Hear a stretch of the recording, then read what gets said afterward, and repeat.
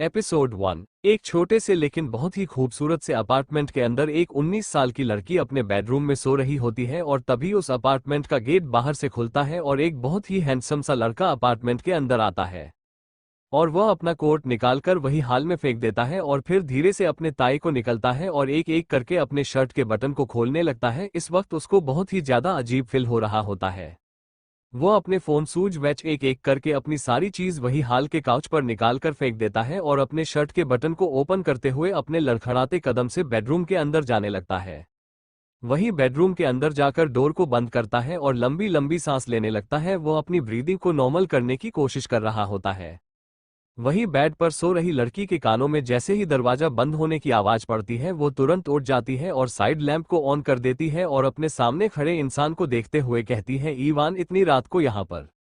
वही जब वह इंसान उस लड़की के चेहरे को देखता है तो वह तुरंत ही पहचान जाता है और कहता है, ये यहाँ पर लेकिन कैसे। लेकिन फिर उसके चेहरे पर एक स्माइल आ जाती है। वही वो लड़की बेड से उतरती है और उस लड़के के पास आने लगती है और कहती है, ईवान तुम यहाँ पर इतनी रात को क्या कर रहे हो और तुम्हें हुआ क्या है, तुम ठीक नहीं लग रहे हो, तुम इतनी लंबी लंबी सांस क्यों ले रहे हो। ईवान कहता है, तुम वही रुको, मेरे पास मत आओ। लेकिन वो लड़की उसकी बातों को पूरा इग्नोर करती है और उसके पास आ जाती है और उसके चेहरे को छूते हुए कहती है, तुम्हें हुआ क्या है, तुम मुझे ठीक नहीं लग रहे हो। तभी ईवान कहता है, मैं ईवान नहीं हूं। वो लड़की जब इस बात को सुनती है तो थोड़ा सा कंफ्यूज हो जाती है और कहती है, क्या मतलब कि तुम ईवान नहीं हो, और तुम अब ये कौन सा नया मजाक कर रहे हो मेरे साथ। तभी वो लड़का कहता है, तुम यहाँ से चली जाओ, जितना ज्यादा दूर हो सके उतना दूर मुझसे चली जाकर तुम दूसरे रूम में सो जाओ, लेकिन प्लीज यहाँ से चली जाओ। लेकिन वो लड़की उसकी एक बात भी नहीं सुनती है और उसके पास आकर उसका हाथ पकड़ लेती है और कहती है, तुम्हें आज हुआ क्या है, तुम ऐसी बातें क्यों कर रहे हो, तुम इधर आओ मेरे साथ। और फिर वह उसे बैठा देते, चलो मुझे बताओ तुम्हें क्या हुआ, क्या तुम बीमार हो, तुम्हें क्या सांस लेने में प्रॉब्लम हो रही है, मैं डॉक्टर को कॉल करूं क्या। वो लड़का उस लड़की को घर कर देखता है, कहता है, मैं तुमसे कहा ना यहाँ से चली जाओ वरना मैं। वो लड़की कहती है, वरना क्या ईवान, और मैं तुम्हें बता दूं, मैं तुम्हें छोड़कर कहीं भी नहीं जा रही हूं, समझे तुम। वो लड़का गुस्से में उस लड़की को देखता है और कहता है, तुम हो कौन। वो लड़की उस लड़की के फेस को देखने लगती और कहती है, ईवान तुम ये कैसी बातें कर रहे हो। तभी वो लड़का गुस्से से चिल्लाते हुए कहता है, मैंने तुमसे कहा ना मैं ईवान नहीं हूं, तुम्हें क्या एक बार में बात समझ में नहीं आती है। वो लड़की उस लड़की के ऐसे चिल्लाने से डर जाती है और वही वो लड़का अब अपना पूरा कंट्रोल खो चुका होता है और वह अपनी नशीली आंखों से उस लड़की को देखने लगता है। वही वो लड़की उस लड़के को अपनी डरी हुई निगाहों से देख रही होती है। तभी वो लड़का उस लड़की को टाइटली होल्ड कर लेता है अपने आर्म में और फिर वह उसे अचानक से बेड पर फ्लिप कर देता है और उसके दोनों हाथों को पकड़ के बेड पर पीन कर देता है। वही वो लड़की अपनी डरी हुई निगाहों से उसे देखते हैं और कहती है, ईवान ये तुम क्या कर रहे हो। तभी वो लड़का उस लड़की के एकदम क्लोज आ जाता है और उसके नेक स्निफ करता है। उसके ऐसा करते ही वो लड़की टाइटली अपनी आंखों को बंद कर लेती है। तभी वो लड़का उसके नेक पर किश करता है जिससे उसे अपने शरीर में सेंसेशन सी फील होती है। और फिर वो लड़की कहती है, ईवान तुम ये सब क्या कर रहे हो। वो जब उसके मुंह से ईवान सुनता है तो वो उसके एयर पर वाइट कर लेता है और फिर उसके कान में अपनी गर्म सांस छोड़ते हुए कहता है, ईवान नहीं रिवांश बोलो, मेरा नाम रिवांश है। वो लड़की जैसे ही इस नाम को सुनती है उसकी आंखें बड़ी बड़ी हो जाती है। वही रिवांश अपनी जगह से उठता है और अपने शर्ट को निकालकर पूरी तरीके से फेंक देता है। वो लड़की जब ये देखी है तो डरने लगती है और तभी रिवांश उस लड़की के ऊपर झुकने लगता है। तभी वो लड़की अपने हाथों से उसे पुश करने लगती है, लेकिन रिवांश दोबारा से उसके दोनों हाथों को पकड़ के उसके सर के ऊपर कर देता है और धीरे धीरे उसके ऊपर झुकने और लगता है। वो लड़की जब ये देखती है तो कहती है, तुम ये क्या कर रहे हो, छोड़ो मुझे, और तुम ईवान नहीं हो तो कौन है और तुम यहाँ कैसे आए।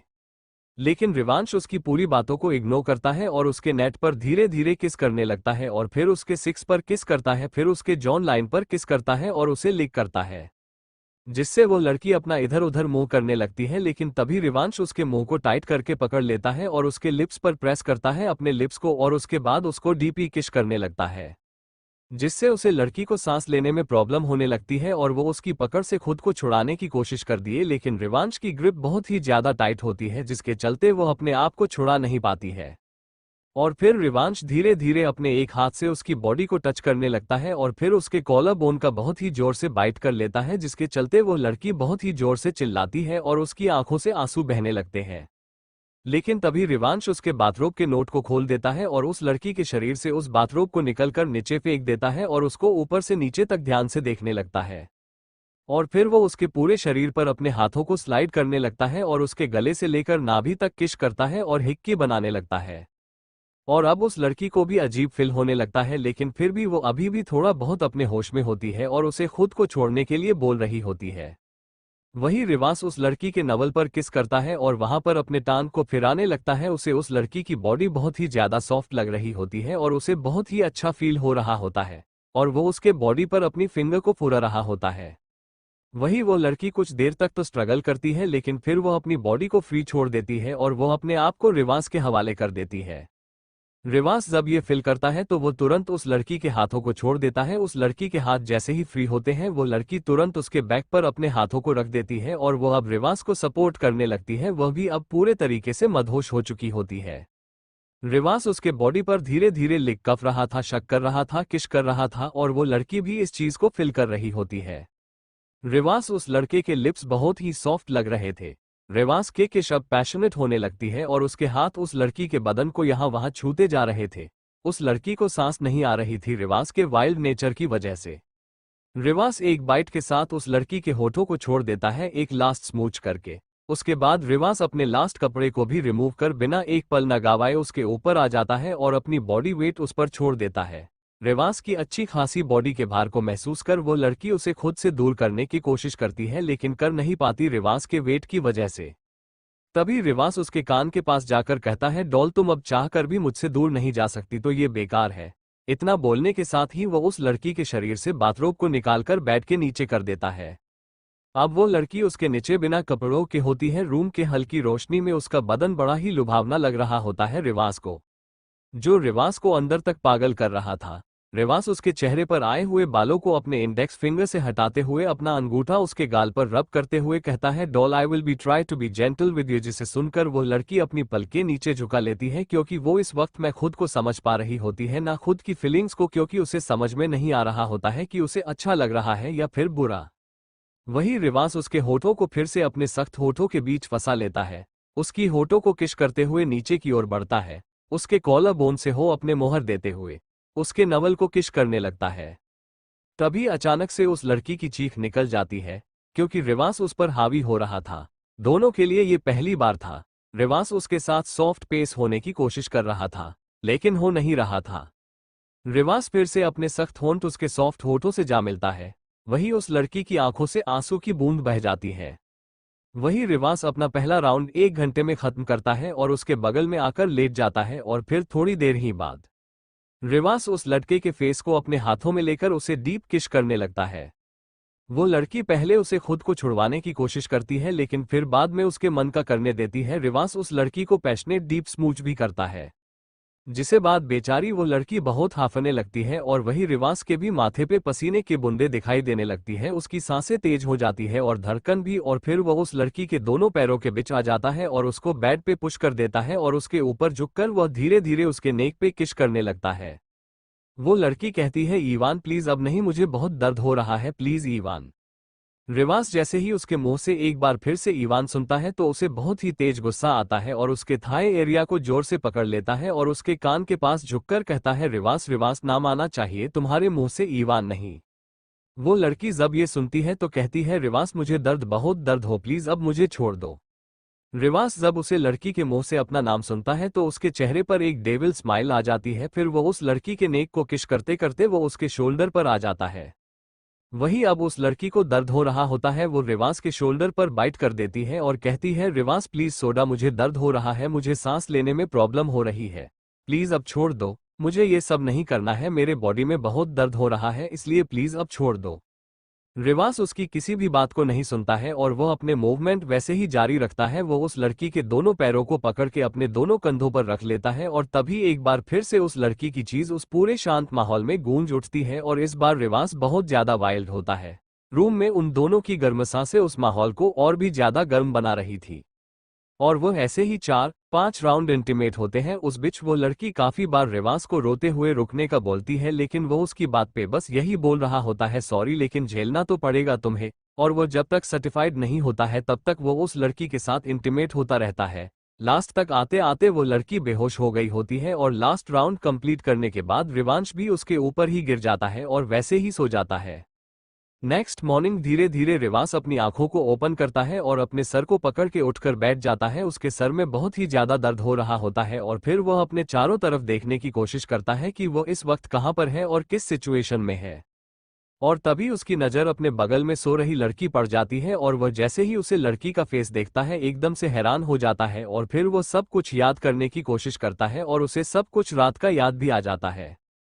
और फिर वो हड़बड़ा कर उठने की कोशिश करता है और तभी उस लड़की की आंखें भी खुल जाती हैं और वह रिवांश को देखकर डर के मारे चिल्लाने लगती है और वो जल्दी से ब्लैंकेट को लेकर अपने आप को कवर कर लेती है और कहती है ये क्या किया आपने। वही रिवांश उसको गुस्से से देखने लगता है, कहता है तुम हो कौन और यहाँ पर क्या कर रही हो। और फिर वह उठना है और अपने कपड़ों को पहनना स्टार्ट कर देता है और साथ ही वो उसे लड़की को जल्दी से उतरो और अपने कपड़े पहनो। वो ये बात बहुत ही कोल्ड टोन में बोलता है, जिसे सुनकर वो लड़की डर जाती है और कहती है ठीक है। और फिर वो जैसे ही उठने की कोशिश करती है उसे अपने लोअर एरिया में बहुत ही ज्यादा दर्द होता है, उसे अपना पैर फील ही नहीं हो रहा होता है। वो फिर से लेट जाती है और जोर जोर से चिल्लाने लगती है और रोते हुए कहती है मुझे बहुत दर्द हो रहा है। उसको ऐसे देखकर रिवांश थोड़ा सा अपने फेशियल एक्सप्रेशन को नॉर्मल करता है और कहता है तुम उठी हो या फिर मैं तुम्हारी हेल्प करूं। वो लड़की जब ये बात सुनती है तो कहती है नहीं नहीं मैं खुद उठ जाऊंगी, मुझे आपकी हेल्प की कोई जरूरत नहीं है। रिवांश कहता है फिर उठो जल्दी, नहीं तो उठाने के तरीके भी आते हैं। वो लड़की रिवांश को देखती है और अपने मन में कहती है ये कितने बुरा इंसान है, ये क्या कर रहा था कल मेरे साथ। फिर वह कल नाइट के सीन को याद करती है और कहती है ये वो सब अजीब हरकतें क्यों कर रहा था, ये तो मुझे काट भी रहा था और चाट भी रहा था, ये कितना गंदा है, लेकिन ये ऐसा कर क्यों रहा था, कहीं इसको भूख तो नहीं लगी थी ना और उसने मुझे गलती से अपना खाना समझ लिया था। ये हमारी कहानी की हीरोइन रिधा है, इसे इन सारी चीजों के बारे में कुछ भी पता नहीं है। क्या एक नंबर की बुद्धू है रिधा की। ओम भले 19 साल है लेकिन इसकी हरकतें और समझ छोटे बच्चों की तरह है। क्यों है यह आपको आगे चलकर पता चलेगी। रिधा ये सारी चीजों के बारे में सोच ही रही होती है कि तभी रिवांश कहता है क्या हुआ, तुम उठ क्यों नहीं रही हो, क्या मैं खुद आऊं तुम्हें उठाने के लिए। रिधा कहती है नहीं नहीं मैं उठ रही हूं। तभी रिवांश कपबोर्ड की तरफ जाता है और वहां से एक शर्ट निकालकर उसकी तरफ फेंकते हुए कहता है इसे जल्दी से पहनो, कम फास्ट। रिधा कहती है हाँ मैं पहन लूंगी लेकिन पहले आप बाहर तो जाइए। रिवांश उसको अपनी अजीब नजरों से देखता है और कहता है रियली मैं तुम्हें देख चुका हूं पूरी तरीके से, अब छुपा रही हो तुम मुझसे।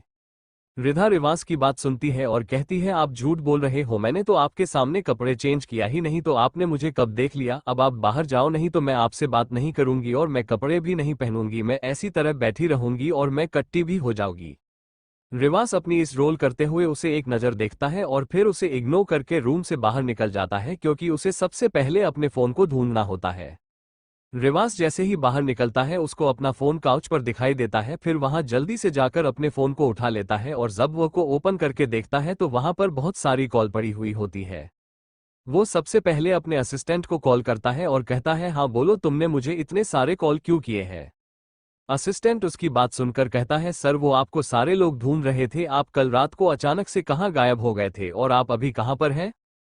रिवांश कहता है मैं जहां पर भी हूँ ठीक हूँ, जाकर उन लोगों को बता दो और हाँ मुझे ढूंढने की कोई जरूरत नहीं है और कल रात का सीसीटीवी फोटोज निकाल के रखना, मुझे कुछ चेक करना है। इतना बोलकर वो फोन को कट कर देता है। वही रूम में रिधा एक बार फिर से उठने की कोशिश करती है लेकिन वह गिर जाती है, फिर वह बैठे बैठे ही जैसे तैसे करके कपड़ा पहन लेती है और वहीं पर बैठी रहती है, कहीं उठकर जाती नहीं है।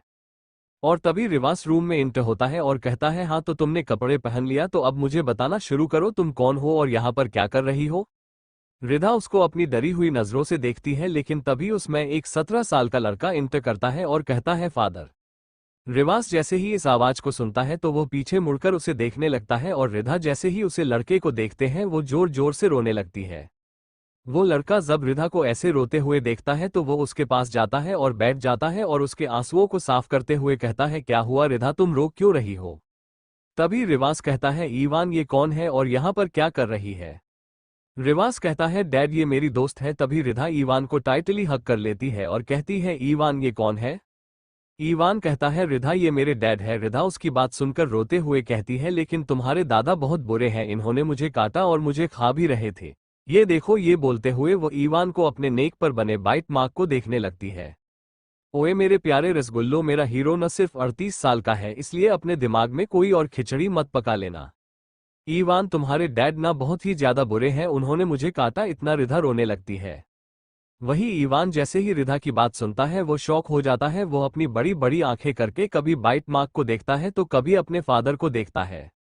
वही जब रिवांस देखता है रिधा ने ईवान को अपने बाइट मार्क दिखा दिए हैं तो वह भी शॉक पोजीशन में चला जाता है और उसके कान पूरे लाल हो जाते हैं।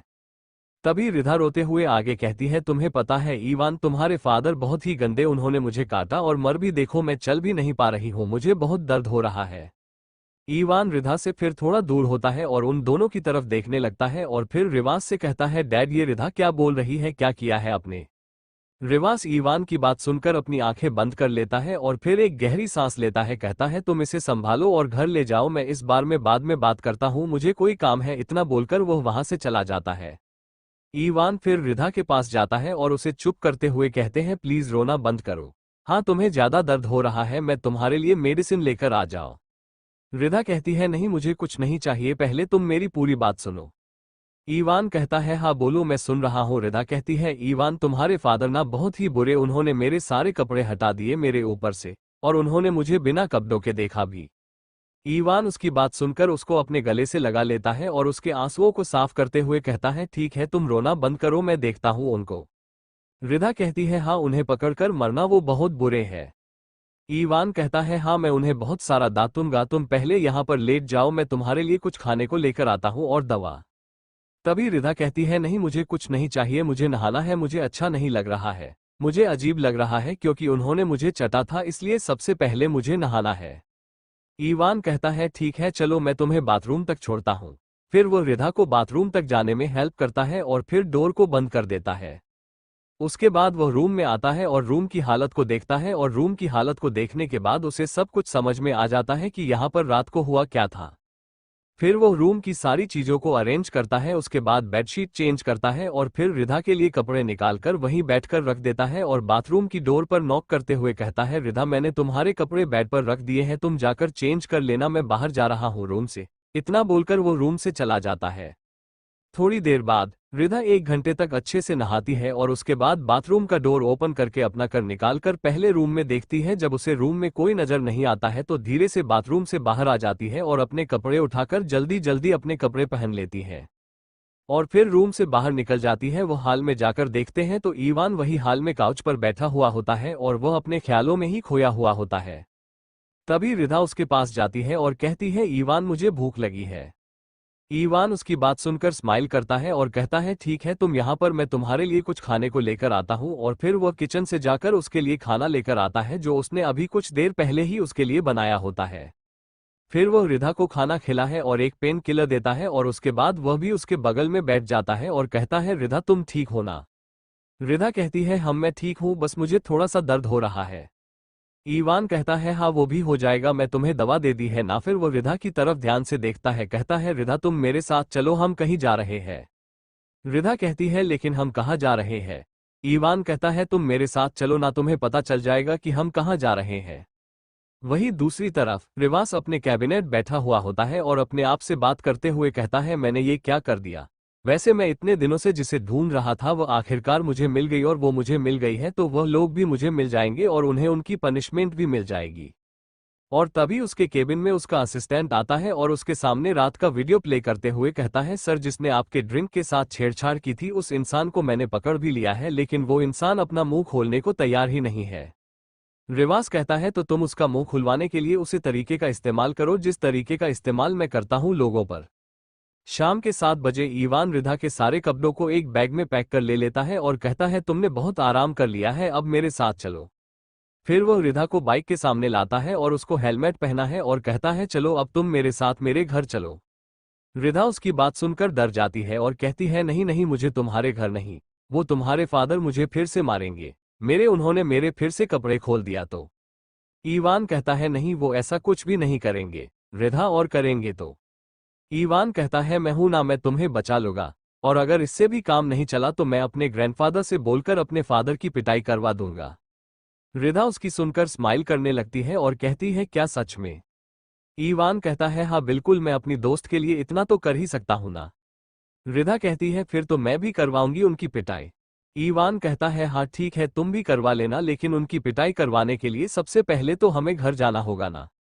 रिधा कहती है हाँ तो चलो ना, रुके क्यों हो। कुछ टाइम बाद एक बड़े से बंगलो के हाल के अंदर घर के सारे फैमिली मेंबर बैठे हुए होते हैं और आपस में बातें कर रहे होते हैं। तभी वहां पर ईवान रिधा के साथ घर में एंटर करता है।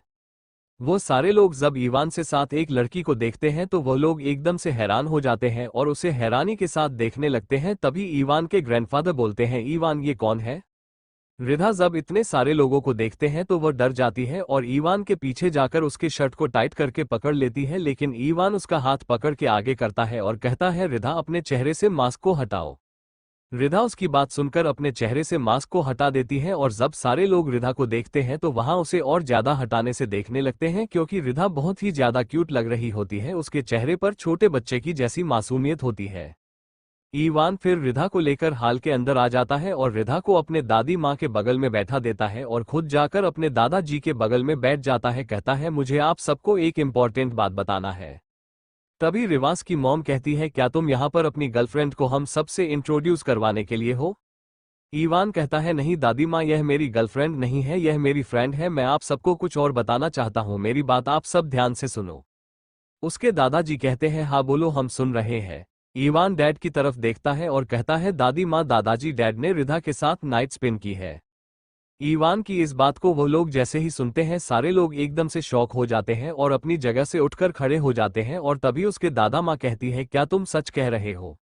ईवान कहता है हाँ दादी माँ, मैं सच कह रहा हूँ, आप रिधा से भी पूछ सकते हैं। क्यों रिधा, मैं सच कर रहा हूँ ना। रिधा उसकी बात सुनकर उसकी फेस को देखने लगती और कहती है लेकिन यह नाइट स्पिन करना क्या होता है।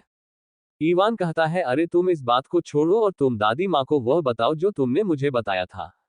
रिधा कहती है अच्छा तो ऐसे बोलो ना। हाँ दादा माँ, उन्हें मुझे काटा और उन्होंने मुझे मारा भी। मुझे ना बहुत दर्द हुआ था, मैं देख अच्छे से चल भी नहीं पा रही हूँ। और हाँ मुझे उनकी पिटाई भी लगवानी है। ईवान ने कहा आप उनकी पिटाई लगाओगे। फिर वो रिवास की मॉम के और करीब चली जाती है और उन्हें अपना बाइट मार्क और अच्छे से सोकर आते हुए कहती है देखिए उन्होंने मुझे कितने गंदे तरीके से काटा है और उन्हें तमीज नहीं है क्या कि किसी से कैसे बात करते हैं या किसी के साथ कैसे बिहेव करते हैं। आप ना अच्छे से तमीज सिखाएगा और उन्हें पनिशमेंट भी दीजिएगा क्योंकि वो बहुत गंदे हैं। रिवास की मॉम रिधा की बातें सुनकर स्माइल करने लगते हैं और उसके गालों को पकड़ के कहती है तुम कितनी क्यूट और इनोसेंट हो, तुम टेंशन मत लो, मैं उसे पक्का पनिशमेंट दूंगी, एक बार उसे घर तो आने दो। तभी ईवान कहता है रिधा मैं बाकी की बातें खुद दादी माँ और दादाजी को बता दूंगा, तब तक तुम चुप रहो ठीक है, तुम अपनी बातें बाद में बता देना। रिधा कहती है ठीक है मैं चुप रहूंगी, लेकिन उनकी पिटाई लगवा देना ठीक है ना। ईवान कहता है हाँ मैं लगवा दूंगा। तभी वहां पर रिवास भी आ जाता है और वह जैसे ही रिधा को वहां पर देखा है वो उसको घूर घूर कर देखने लगता है, जिससे रिधा डर कर ईवान के पास चली जाती है। रिवास फिर उन सबको इग्नोर करते हुए अपने रूम की तरफ जाने लगता है कि तभी उसके डैड उसे रोक लेते हैं और कहते हैं रिवास तुम यहाँ से अभी नहीं जा सकते हो, तुम सबसे पहले यहाँ पर आओ और मुझे इस बात का जवाब दो, तुमने आखिर इस लड़की के साथ ऐसा क्यों किया। रिवास अपने डैड के सामने जाकर खड़ा हो जाता है और फिर गुस्से में कहता है हाँ कर दिया तो क्या हो गया, इसमें इतनी कौन सी बड़ी बात हो गई है। उसके डैड उसकी बात सुनकर उस गुस्से में देखने लगते हैं और कहते हैं ये सब कब से चल रहा है रिवास कहता है डैड ऐसा कुछ भी नहीं है, बस मैं कल थोड़ा सा अनईजी सा फील हो रहा है इसलिए मैं पार्टी को छोड़कर अपने अपार्टमेंट में चला गया था, लेकिन ये लड़की पहले से ही वहां पर मौजूद थी। मुझे नहीं पता ये कौन है, मैं इसके बारे में कुछ भी नहीं जानता हूँ, ना मैं इसका नाम जानता हूँ और ना ये कहाँ से आए है ये जानता हूँ। कौन है क्या करती है मुझे इसके बारे में कुछ भी पता नहीं है। ईवान कहता है मैं बताऊंगा रिधा के बारे में आपको सब कुछ, लेकिन ये सारी बातें बाद की है, पहले आप ये बताइए आपने जो किया है उसका क्या, अब क्या करना है इसके बारे में। तभी रिवास की भाभी बोलती है देवर जी आपसे नहीं जानते थे, तब आपने इसके साथ नाइट स्पेंड कैसे कर लिया बिना इसके बारे में कुछ जाने बिना कुछ समझे। रिवास उन सब की तरफ देखता है और कहता है मैं बस अपना कंट्रोल खो दिया था, अब मैं क्या करूं इसमें। तभी रिधा कहती है अरे कोई मेरी तो सुन लो, आप सब इसे बाद में बातें करते रहना, पहले आप सब इसे ये पूछो इन्होंने मुझे क्यों मारा, मुझे अभी भी हट हो रहा है। रिवास रिधा को गुस्से में देखता है और कहता है मैंने तुम्हें कब मारा, और वैसे तुम मुझे सबसे पहले ये बताओ तुम वहां पर कर जा रही थी। रिधा रिवास की इतनी गुस्से भरी डरावनी आवाज सुनकर डर जाती है और वो जल्दी से रिवास की मॉम के पास आकर उनके पीछे छुप जाती है और फिर उनके पीछे से झकते हुए कहती है देखो देखो ये तो आप सबके सामने भी मेरे ऊपर चिल्ला रहे हैं। रिवास की मॉम उसके ऊपर चिल्लाते भी कहती है, रिवास तुम इस तरह से रिधा के ऊपर नहीं चला सकते हो, देख रहे हो वो तुम्हारे चिल्लाने से डर रही है। रिवास कहता है, मैं कहाँ चिल्ला रहा हूँ, और वैसे भी ये लड़की मेरे अपार्टमेंट में क्या कर रही थी मुझे तो समझ में नहीं आ रहा है। रिवास के डैड कहते हैं, इन सारी चीजों के बारे में हम लोग बाद में बात करेंगे, सबसे पहले गेस्ट रूम को रेडी करवा और वहां पर रिधा के रहने के लिए सारी चीजों का अरेंजमेंट करवा। फिर वह ईवान से कहते हैं, ईवान तुम अपने दोस्त को अपने साथ लेकर जाओ, हम बड़ों को कुछ बात करना है। ईवान फिर रिधा को वहां से लेकर चला जाता है। उन सब के जाने के बाद रिवास के डैड उसकी तरफ देखते हैं और कहते हैं, तुम्हें पता है ना तुमने क्या किया है? रिवास, हम मुझे पता है। उसकी बात सुनकर उसके डैड कहते हैं, फिर तुम उसकी रिस्पॉन्सिबिलिटी रहने के लिए तैयार हो या नहीं? रिवास पहले कुछ देर सोचता है और फिर कहता है, ठीक है मैं उसके रिस्पॉन्सिबिलिटी लेने के लिए तैयार हूँ। रिवास की बात जैसे ही उसके मॉम डैड सुनते हैं वो दोनों एकदम से खुश हो जाते हैं, उसमें मन में तो लड्डू फूटने लगते हैं और फिर दोनों जाकर उसको दोनों साइड से हग कर लेते हैं और कहते हैं, रिवास मेरे बच्चे सच में तुम सच कह रहे हो ना? रिवास उन दोनों की तरफ हैरानी से देखता है और कहता है, हाँ डैड मॉम मैं सच कह रहा हूँ। रिवास के मॉम उसकी बात सुनकर खुशी से नाचने लगती है और कहती है, थैंक यू मेरे बच्चे, तुमने आज मेरी विश पूरी कर दी, अब तो मेरे पास मेरे बहुत सारी ग्रैंड चिल्ड्रन होंगे। तभी रिवास की भाभी कहती है, तो मॉम अब क्या करना है? उनकी बात सुनकर उसके मॉम डैड दोनों एक साथ कहती हैं, अब तो बस शादी करवानी है। तभी रिवास कहता है, लेकिन डैड मुझे सिंपल शादी करनी है, आपको पता है ना मुझे और शराब बिल्कुल भी पसंद नहीं है, इसलिए मैं सिंपल कोर्ट मैरिज करूंगा।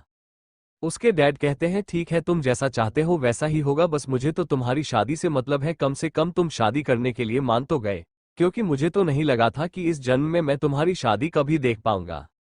उसके बाद वो पीछे मुड़कर रिजवान के असिस्टेंट को देखते हुए कहते हैं, जाकर फैमिली लॉयर को बोल दो कल के कल कोर्ट मैरिज के लिए डॉक्यूमेंट रेडी करके घर पर आ जाए, मुझे कल के कल ही शादी करवानी है। उसके बाद रिवास वहां से चला जाता है। ईवान रिधा को गेस्ट रूम में लेकर आता है और उसे बेड पर बैठा देता है और कहता है, रिधा तुम रेस्ट करो, ठीक है, इतना बोलकर वो वहां से जाने लगता है।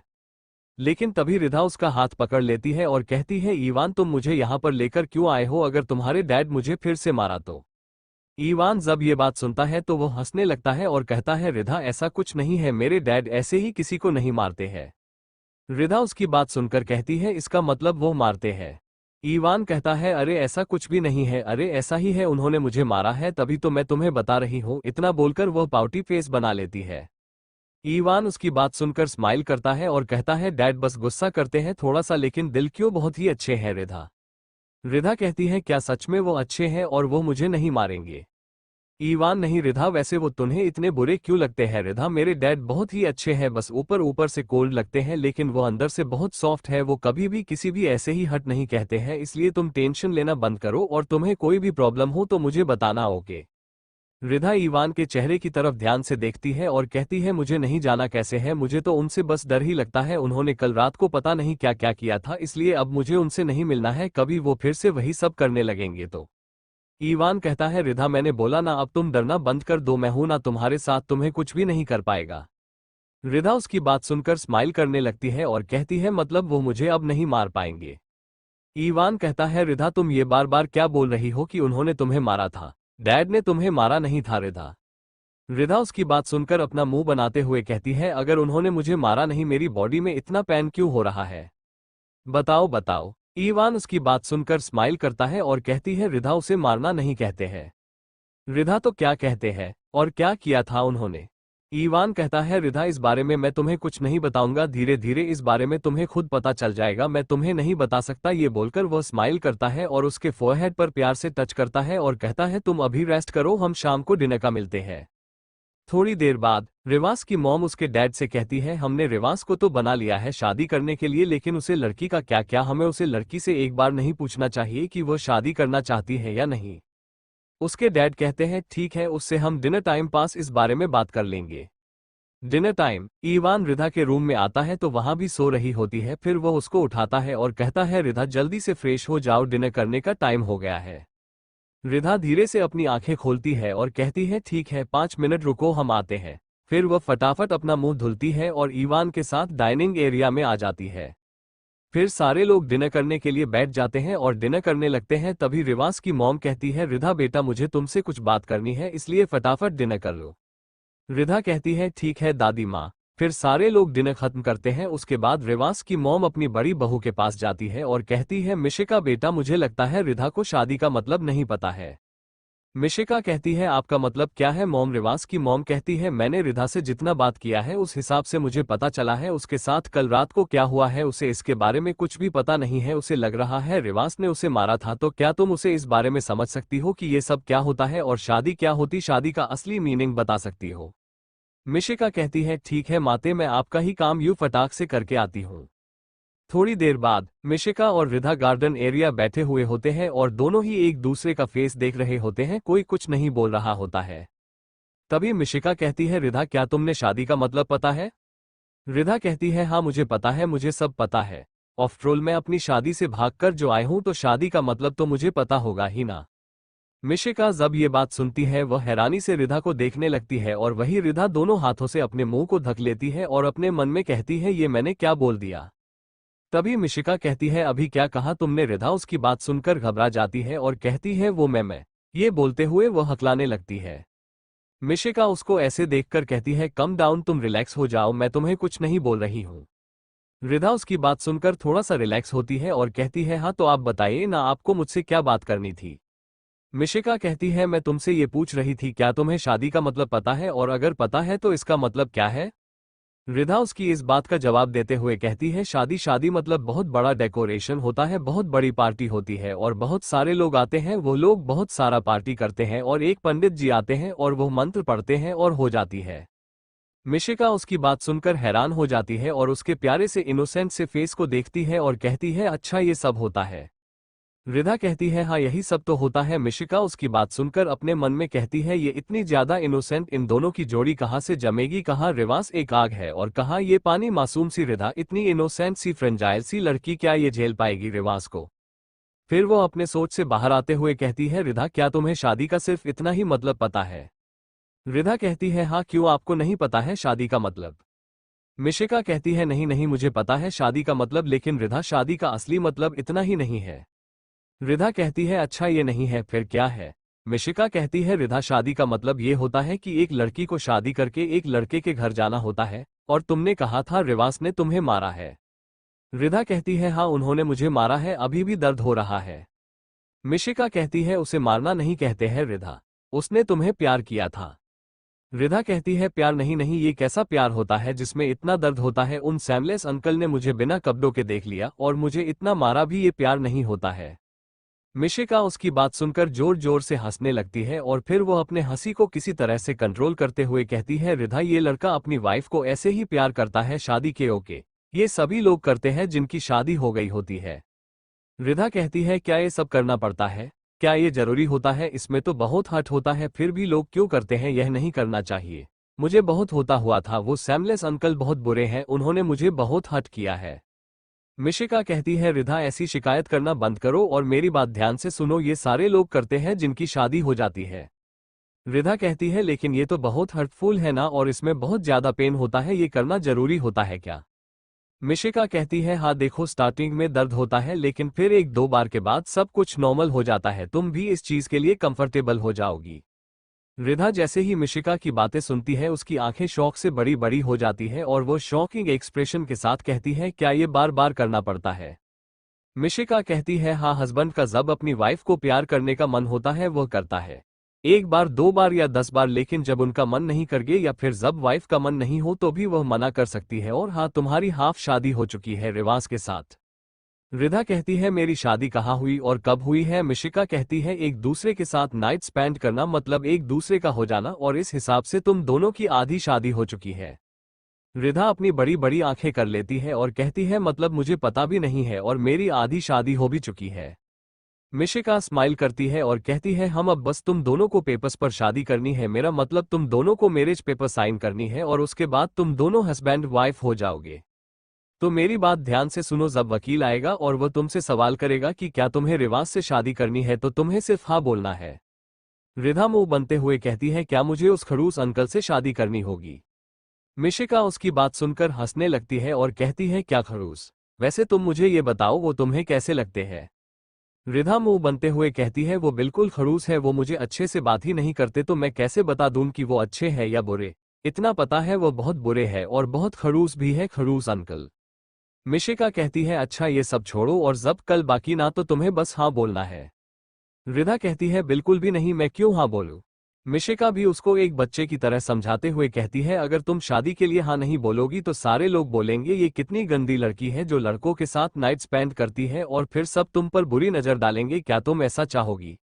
रिधा उसकी बात सुनकर डर जाती है और कहती है नहीं नहीं, मैं उस खड़ूस अंकल से शादी नहीं कर सकती हूँ, क्योंकि मेरे घर वालों को नहीं पता है कि मैं इस वक्त यहाँ पर हूँ और जब मेरी शादी हो जाएगी तो उन्हें कितना बुरा लगेगा। मैं शादी से भाग कर आई हूँ और अगर मैं यहाँ पर शादी कर लूंगी तो वो गुस्सा हो जाएंगे और मैं कैसे कर सकती हूँ ऐसा।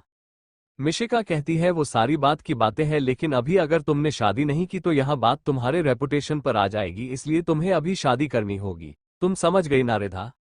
रिधा कहती है क्या सच में मुझे उन खड़ूस ओल्ड अंकल से शादी करनी होगी। मिशिका कहती है हम और ये उन्हें खड़ूस ओल्ड अंकल बोलना बंद करो, शादी के बाद तुम्हें क्या बोलना है हस्बैंड ओके बोलकर वह हंसने लगती है। और फिर वह रिधा को देखते हुए अपने मन में कहती है ये तो एकदम बच्ची है, इसे तो शादी का मतलब भी अच्छे से पता नहीं है, फिर उसके घर वाले इसकी शादी क्यों करवा रहे थे। लेकिन फिर वो अपने सारे सालों को साइड में करती है और रिधा के साथ अंदर चली जाती है। मिशिका रिधा को लेकर अंदर आती है तो रिवास के डैड उसको घूर कर देखने लगते हैं और कहते हैं मिशिका तुम्हें कुछ ज्यादा ही देर नहीं लग गई उससे बातें करने में। मिशिका भी उसको इस तरह से देखते हुए कहती है हाँ तो कर लिया तो क्या हुआ, वैसे भी अब तो ये मेरी क्राइम पार्टनर बनने वाली है, इसलिए आप अपनी पीठ मजबूत कर लीजिए हम दोनों के शैतानियां देखने के लिए। उसकी इस बात को सुनकर घर के सारे लोग हंसने लगते हैं। अब जान लेते हैं इस फैमिली के बारे में। अभिमन्यु प्रताप सिंह इक्वल्स इस घर के फैमिली हेड और रिवास के डैड। अलका प्रताप सिंह इक्वल्स रिवास की मॉम। श्रेयांश प्रताप सिंह इक्वल्स रिवास का बड़ा भाई। मिशिका प्रताप सिंह इक्वल्स श्रेयांश की वाइफ। मानव प्रताप सिंह इक्वल्स श्रेयांश मिशिका का बेटा, इसकी उम्र 18 साल है। ईवान प्रताप सिंह इक्वल्स रिवास का बेटा, इसकी उम्र 17 साल है। अब जान लेते हैं रिवास के बारे में। रिवास एक पावरफुल बिजनेसमैन होने के साथ साथ माफिया लॉर्ड भी है, लेकिन जब वह कॉलेज में पढ़ता था उसे टाइम पर उसे एक लड़की से प्यार हुआ था और एक दिन वह उस लड़की को किसी और लड़के के साथ होटल रूम में पकड़ लेता है और उसका दिन पूरी तरीके से टूट जाता है और फिर वो सबसे दूर भागने लगता है। उसकी इस हालत को देखकर उसके डैड डिसाइड करते हैं वो उसकी शादी करवा देंगे, फिर वह अपनी फैमिली में भी हो जाएगा और सारी चीजों को भूल जाएगा, और इसलिए वह उसकी शादी तय कर देते हैं। लेकिन वह शादी करने से साफ मना कर देता है, इसलिए वह गुस्से में उसे बोल देते हैं कि ठीक है अगर तुम शादी नहीं करना चाहते हो तो कोई बात नहीं, लेकिन तुम्हें मेरे लिए एक ग्रैंड चाइल्ड लाना होगा कहीं से भी। रिवास उसकी इस बात को सीरियसली ले लेता है और वह उस वक्त 22 साल का होता है और हॉस्पिटल में जाकर एक डॉक्टर को पकड़ के उसकी कॉलर से उठा लेता है और उसे धमकी देते हैं। वह कहता है उसके स्पर्म से एक बच्चे तैयार करना है, बट उसके लिए उसे एक औरत चाहिए और उस औरत को वो डॉक्टर कहीं से भी लेकर आए उसके लिए। डॉक्टर उसकी बात सुनकर हमें भर देता है, क्योंकि वो हॉस्पिटल ज्यादातर इसी चीज के लिए था और वो डॉक्टर उसके लिए एक लड़की अरेंज भी कर देता है सरोगेट मदर बनने के लिए। लेकिन इस वक्त रिवास की गर्लफ्रेंड आ जाती है और उसे लड़की की जगह खुद उसे इंजेक्शन को ले लेती है। उसे लगता है अगर बच्चा हो गया तो रिवास उसे वापस से अपनी जिंदगी में शामिल कर लेगा, लेकिन रिवास ऐसा कुछ भी नहीं करता है बल्कि अपने बेबी को ले लेता है और उसको लेने के बाद उसे अपने डैड को दे देता है और उस लड़की को लात मार के निकाल देता है। मैंने शॉर्ट में स्टोरी समझा दिया, आई थिंक आप लोग समझ गए होंगे, क्योंकि मुझे पता है मेरे सारे लीडर्स बहुत ही ज्यादा समझदार हैं, वो मेरी सारी बातों को समझ जाते हैं। अब आते हैं स्टोरी पर। अभिमन्यु जी रिधा को अपने पास बैठाते हैं और कहते हैं रिधा बेटा तुम्हें रिवास से शादी करनी होगी, क्या तुम शादी करने के लिए तैयार हो। रिधा रिवास को देखती है और कहती है क्या इस खड़ूस अंकल से। उसकी इस बात को सुनकर सारे लोग हंसने लगते हैं, वही रिवास घूर घूर कर रिधा को देख रहा होता है। रिधा फिर मुंह बनाते हुए कहती है हाँ मैं कर लूंगी, साइन तो करनी है पेपर्स पे, मैं कर लूंगी इन खड़ूस अंकल से शादी। अभिमन्यु उसकी बात सुनकर स्माइल करने लगते हैं और कहते हैं ठीक है फिर कल लॉस आएंगे और वो लोग तुम्हें जहां सिग्नेचर करने के लिए बोलेंगे कर देना। वही रिवास रिधा को देखते हुए अपने मन में कहता है क्या मैं सही कर रहा हूं, बट इस गेम में कुछ बुरा ना हो जाए। दूसरे दिन अभिमन्यु जी घर को लिमिटेड डेकोरेशन करवाते हैं, क्योंकि उनके बेटे ने साफ साफ मना किया था किसको तामझाम नहीं चाहिए। अलका जी भी रिंग से लेकर सारी चीज अरेंज करवा देती है और शादी की सारी तैयारियां अभी करवा देती है और दोपहर तक लॉयर्स भी आ जाते हैं और शादी की जो प्रक्रिया थी वो सारी चीज होती है और उन दोनों की शादी हो जाती है। रिवास रिधा को उसकी रिंग फिंगर में अंगूठी पहन देता है और मंगलसूत्र पहने देता है और उसके मांग में सिंदूर भर देता है। रिधा ने भी बहुत ही सुंदर सी लहंगा पहनी हुई होती है और वो उस लहंगे में बिल्कुल एक डॉल की तरह लग रही होती है। तभी मानव कहता है अब तो पार्टी होंगी क्योंकि अंकल की तो शादी हो गई। रिवास उसको घूर कर देखता है और कहता है कोई पार्टी वॉटी नहीं होगी, समझ में आया। उसकी बात सुनकर मानव के साथ साथ ईवान का भी मुंह उतर जाता है। तभी अलका जी कहती है क्यों नहीं होगी पार्टी, जरूर होगी पार्टी, हम लोग फैमिली सेलिब्रेशन तो करेंगे ही ना।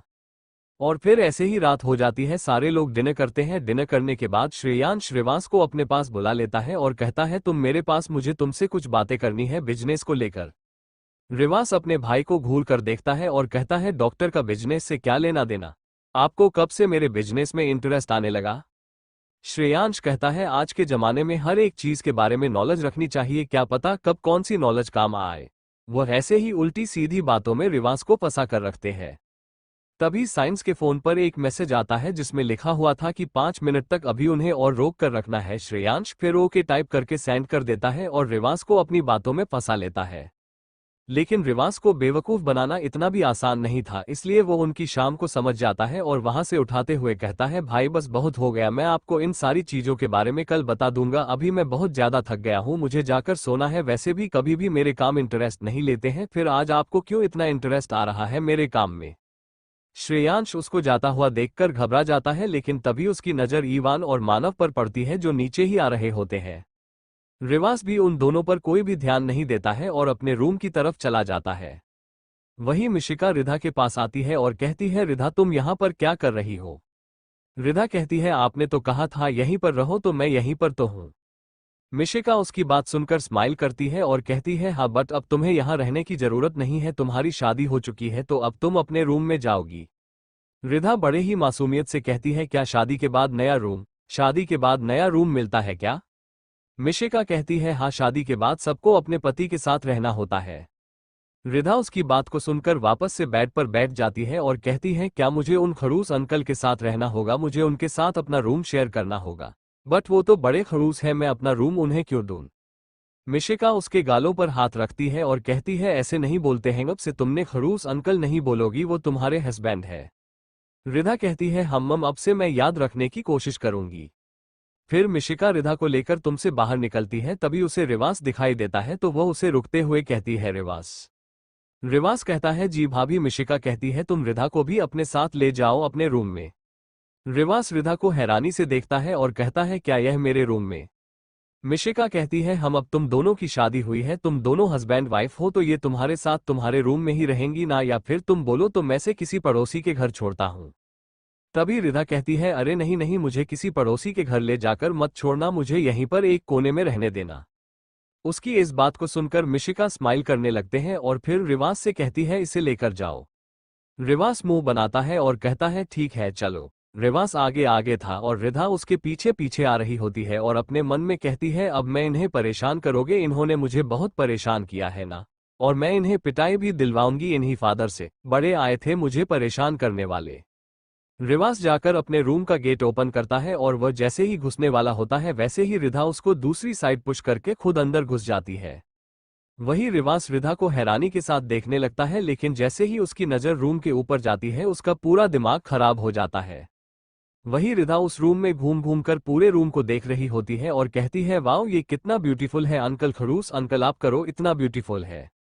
रिवास जिसका दिमाग रूम का डेकोरेशन देखकर खराब हो गया होता है, वो जैसे ही उसकी बातों को सुनता है उसका दिमाग और खराब हो जाता है और वो घूर कर रिधा को देखने लगता है।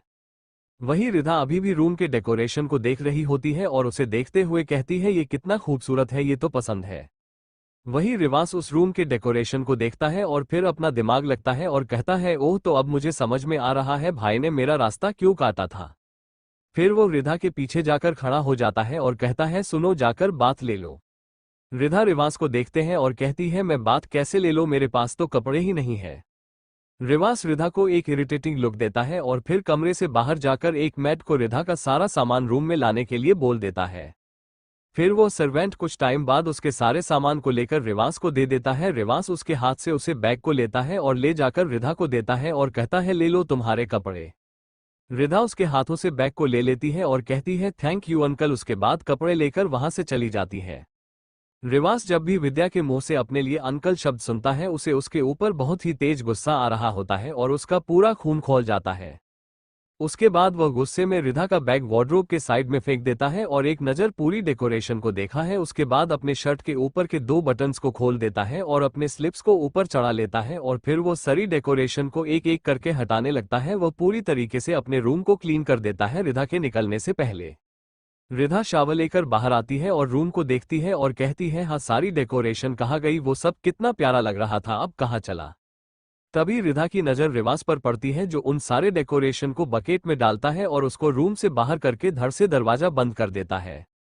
रिधा जैसे ही दरवाजा बंद होने की आवाज सुनती है वो एकदम से डर जाती है और रिधा से मिशिका ने जो अभी कुछ देर पहले कहा होता है वो उसे याद आ जाता है। तो अब हम दिखाते हैं मिशिका ने रिधा से क्या कहा था। मिशिका रिधा को छोड़ने के लिए रिवास के रूम में ला रही होती है और कहती है, रिधा हो सकता है रिवास तुम्हारे साथ वो सब फिर से करेगा जो उसने कल तुम्हारे साथ किया था, तो उसे मना मत करना।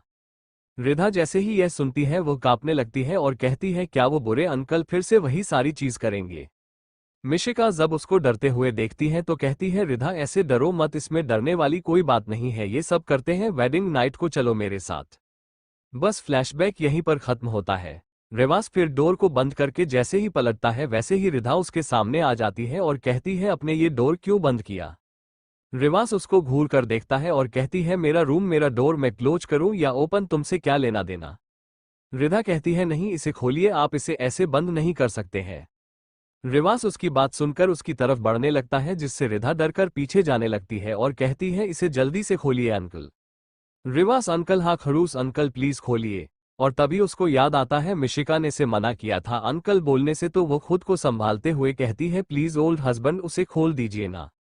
रिधा की बातें सुनकर रिवास को बहुत ही ज्यादा इरिटेटिंग फील होता है और वो उसको अपने खा जाने वाली नजरों से दिखता है और कहता है, देखो मुझे अंकल बोलना बंद करो। रिधा कहती है, मैंने नहीं बोला, अब तो बोल रही हूं ना ओल्ड हस्बैंड, अब ठीक है। और सारी डेकोरेशन भी गायब हो गई, इतनी अच्छी तो थी लेकिन सब गायब हो गया। रिवास उसको गुस्से में देखते हुए कहता है, क्योंकि तुम्हारी तरह ही ये डेकोरेशन भी स्टुपिड थी। और फिर वो उसको इग्नोर करके कपबोर्ड के पास जाता है और एक एक करके अपने बाकी शर्ट के बटन को भी खोलने लगता है। रिधा उसको अपनी बड़ी बड़ी आंखें करके देखती है और कहती है, ये आप क्या कर रहे हैं। रिवास जैसे ही उसकी आवाज को सुनता है तो उसे याद आ जाता है कि अब वो रूम में अकेला नहीं है और फिर वो रिधा को गुस्से में देखा है और वार्डरोब से अपने कपड़े लेकर बाथरूम में चला जाता है। थोड़ी देर बाद रिवास शावर लेकर बाहर आता है और मिरर के सामने खड़ा होकर अपने बालों को सूखने लगते हैं। वही रिधा उसको देखते हुए अपने मन में कहती है, क्या ये सच में फिर से वही सब करेंगे। लेकिन फिर रिवास को गुस्से में देखने लगती है और कहती है, लेकिन मैं ऐसा कुछ भी नहीं करने दूंगी, देख लेना। रिवास अपने बालों को सूख लेने के बाद बेड की तरफ बढ़ने लगता है। रिधा जब उसको बेड के पास आते हुए देखते हैं तो वह अपने दोनों हाथ को फैला लेती है। रिवास कहता है, क्या, चलो हटो सामने से, मैं थक गया हूं, मुझे लेटने दो। रिधा कहती है, वो काउच दिख रहा है। रिवास, हम। रिधा, फिर उधर जाकर लेट जाइए। रिवास रिधा के इस बोल्डनेस को हैरानी से देखता है और कहता है, क्या कहा तुमने। मैं इस बेड पर लेटूंगी क्योंकि ये बेड सिर्फ मेरा है। ये बोलकर वो जल्दी से खड़ी हो जाती है और शक्तिमान वाली पोजीशन ले लेती है और कहती है, आप यहाँ पर नहीं लेट सकते हो, आप उस काउच पर लेटोगे, यहाँ पर सिर्फ मैं लेट गई ओके। रिवास उसके गुस्से में देखता है और कहता है, बिल्कुल भी नहीं, यहाँ पर तो मैं लेटूंगा और तुम्हें प्रॉब्लम है तो तुम वहां पर जाओ। रिवास कहता है, मैं तो अपने बेड पर ही सोने वाला हूं, अगर तुम्हें कोई प्रॉब्लम है तो तुम यहां से जा सकती हो। रिधा कहती है, ये तो अभी मेरी पहली बात थी कि आप यहां पर नहीं सोएंगे, आप जाकर काउच सोएंगे, और दूसरी बात मेरी ये है कि आप टच नहीं करोगे, समझे आप। रिवास को उसकी यह बात सुनकर और तेज गुस्सा आता है कि तभी रिधा बच्चों जैसा मुंह बनाकर कहती है, आई थिंक आपको समझ में आ गया होगा ओल्ड हस्बैंड। रिवास उसको घूर घूर कर देखने लगता है और फिर से आगे बढ़ने लगता है। तभी रिधा नहा दिखाकर उसे रोक देती है और कहती है, अरे रुकिए, मैंने कहा ना। रिवास कहता है, देखो मुझे तुम्हारे साथ कुछ भी करने में कोई इंटरेस्ट नहीं है। रिधा कहती है, मुझे सब पता है कि आपको क्या करने में इंटरेस्ट है और क्या करने में नहीं। आपने कल रात में जो जो कुछ किया था ना, उससे मुझे बहुत ज्यादा पेन हुआ था, इसलिए मैं नहीं करने दूंगी, समझ में आया आपको। रिवास कहता है, मेरा इंटरेस्ट ही नहीं है कि मैं तुम्हारे साथ कुछ करूं। रिधा कहती है, चाहोगे तो भी नहीं करने दूंगी, समझे आप। रिवास को उसकी बातें सुनकर बहुत तेज गुस्सा आ रहा होता है लेकिन फिर किसी तरह अपने गुस्से पर कंट्रोल करता है और बेड की ओर बढ़ने लगता है। लेकिन तभी रिधा जल्दी से पलथी मारकर बेड पर बैठ जाती है और कहती है, ये मेरी जगह है, यहां पर मैं लेटूंगी। रिवास कहता है देखो चुपचाप साइड होकर लेट जाओ, नहीं तो मुझे तुम्हें यहाँ से हटाना अच्छे से आता है। और मैं तुम्हारी जानकारी के लिए बता दूं, मैं यहाँ तुम्हें कोई भी टच करने के मोटिव से यहाँ नहीं है।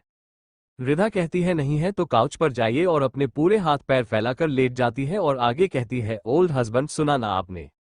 रिवास रिधा को गुस्से से देखता है और कहता है ये क्या ओल्ड हस्बैंड लगाकर रखा है तुमने, कहाँ से मैं तुम्हें ओल्ड लगता हूँ।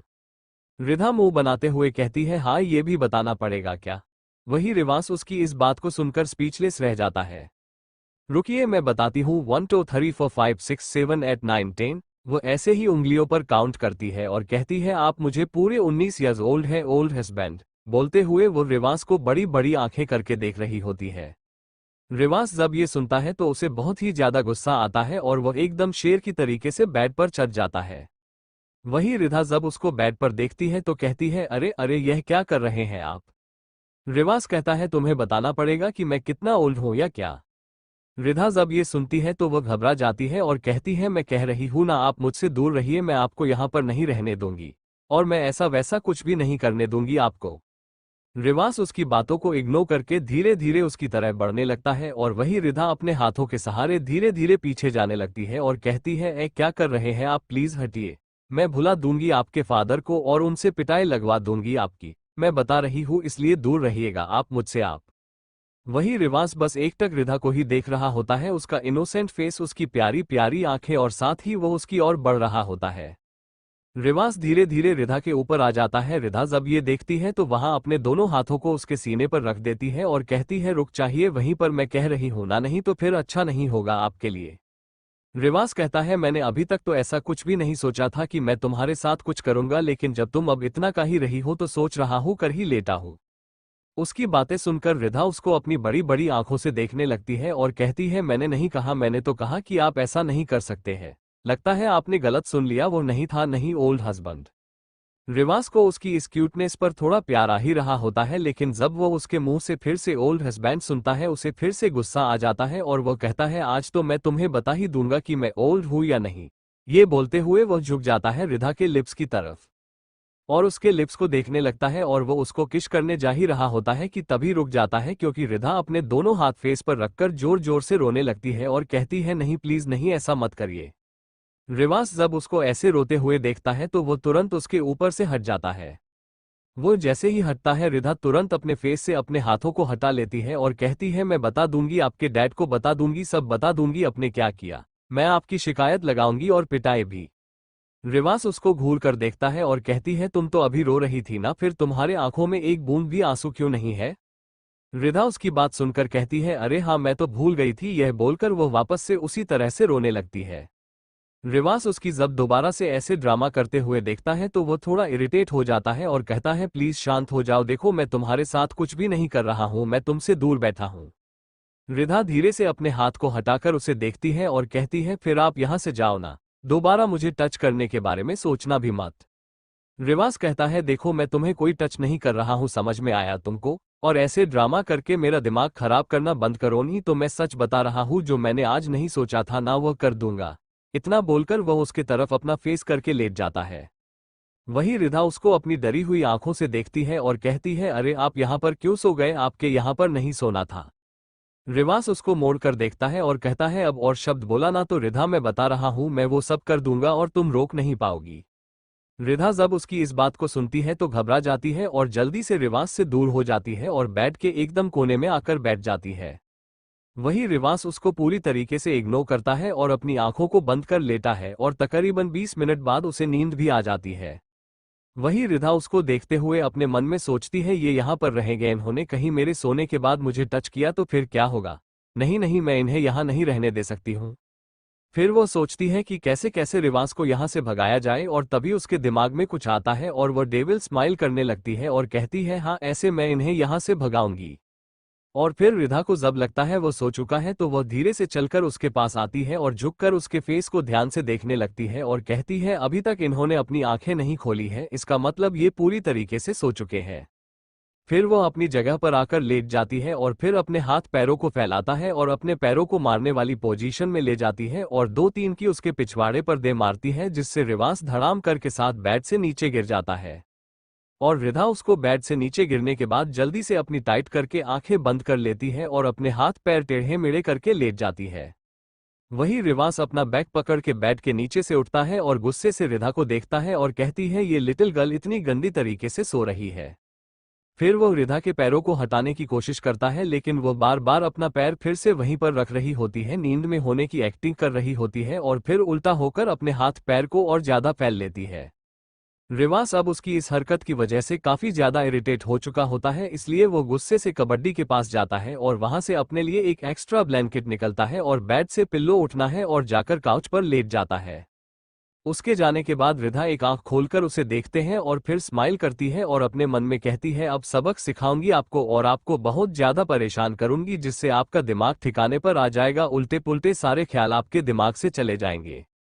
और फिर उसके बाद रिधा आराम से पूरा रिलैक्स होकर बेड पर फेल कर सो जाती है। और इधर रिवास पूरी रात नहीं सो पाया था, इधर उधर करके उसकी पूरी गर्दन और कमर अकड़ चुकी थी।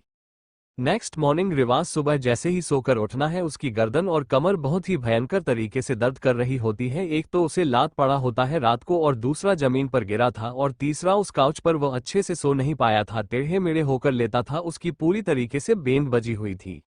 वो घूर घूर कर रिधा को देख रहा होता है जो पीसफुली आराम से सो रही होती है पूरे बेड पर फेल कर। रिवास गुस्से से कहता है इसकी वजह से मैं पूरी रात नहीं सो पाया, पता नहीं ये चाहती क्या है।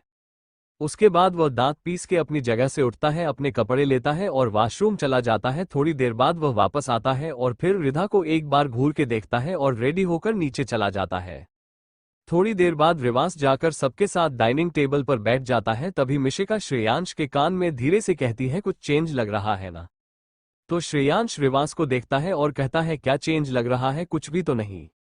मिशिका उसको गुस्से से देखती है और कहती है आप तो सच में बेकार हैं, आपसे बात करना ही बेकार है। श्रेयांश उसकी बात सुनकर उसे घूर कर देखने लगता है लेकिन मिशिका उसको पूरी तरीके से इग्नोर करती है और रिवास से कहती है रिवास। रिवास उसकी तरफ देखता है और कहता है हाँ भाभी। मिशिका कहती है तुम्हारी कल की नाइट कैसी गई। जब ये बात सब सुनते हैं तो सब अपने काम खड़े करके उन दोनों की तरफ ही बैठ जाते हैं और सबको ऐसे दिख रहे होते हैं जैसे वो उनकी बातें सुन ही नहीं रहे हैं। तभी रिवास गुस्सा होते हुए कहता है अच्छा हुआ कि आपने मुझसे पूछ लिया, अब आप मुझे ये बताइए वो फालतू के डेकोरेशन किसने किए थे मेरे रूम में। मिशिका कहती है क्यों, क्या हुआ, वो डेकोरेशन आपको कुछ ज्यादा ही पसंद आ गई क्या। करा गई है तो कोई बात नहीं, मैं रोज वैसी डेकोरेट करवा सकती हूँ आपके रूम में।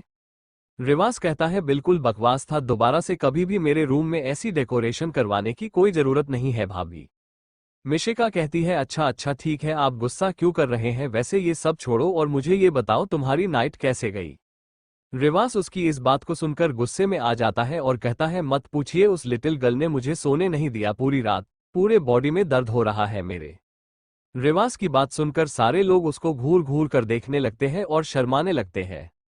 रिवास जब उन सबको इस तरह से रिएक्शन देते हुए देखता है तब वो अपनी बातों पर गौर करता है और कहता है मेरा मतलब वो नहीं था, मेरा मतलब ये है कि उसे लड़की ने पूरी रात मुझे काउच पर सुलाया और मेरा दिमाग खराब हो गया है, मेरी पीठ अकड़ गई है और गर्दन भी उस काउच पर सोने की वजह से। आप लोग जो सोच रहे हो ना वैसा कुछ भी नहीं है। सब लोग जो अभी शर्मा के हंस रहे होते हैं फिर वो जोर जोर से इस बात को सुनने के बाद से हंसने लगते हैं। और तभी श्रेयांश कहता है क्या तुम्हारा ये हाल कर दिया था तुम्हारी बीवी ने। रिवास जब उन सबको इस तरह से हंसते हुए देखता है तो गुस्से में कहता है ये कोई हंसने वाली बात नहीं है जो आप इस तरह से हंस रहे हो, समझ में आया, चुप हो जाए। तभी अलका जी कहती है रिवास शांत हो जाओ और तुम सभी हंसना बंद करो और तुम मुझे ये बताओ रिधा कहाँ है, वो क्यों नहीं आए तुम्हारे साथ। रिवास कहता है वो क्यों आएगी, वो तो सो रही है मजे से। अलका जी कहती है ओ अच्छा, बेचारी थक गई होंगी।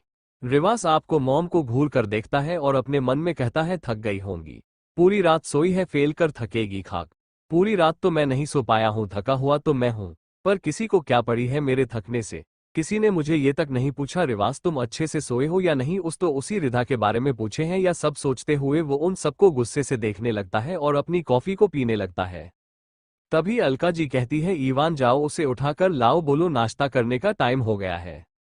ईवान फिर वहां से उठकर चला जाता है रिधा को बुलाने के लिए। थोड़ी देर बाद रिधा भी शावर वगैरह लेकर तैयार होकर नीचे आ जाती है।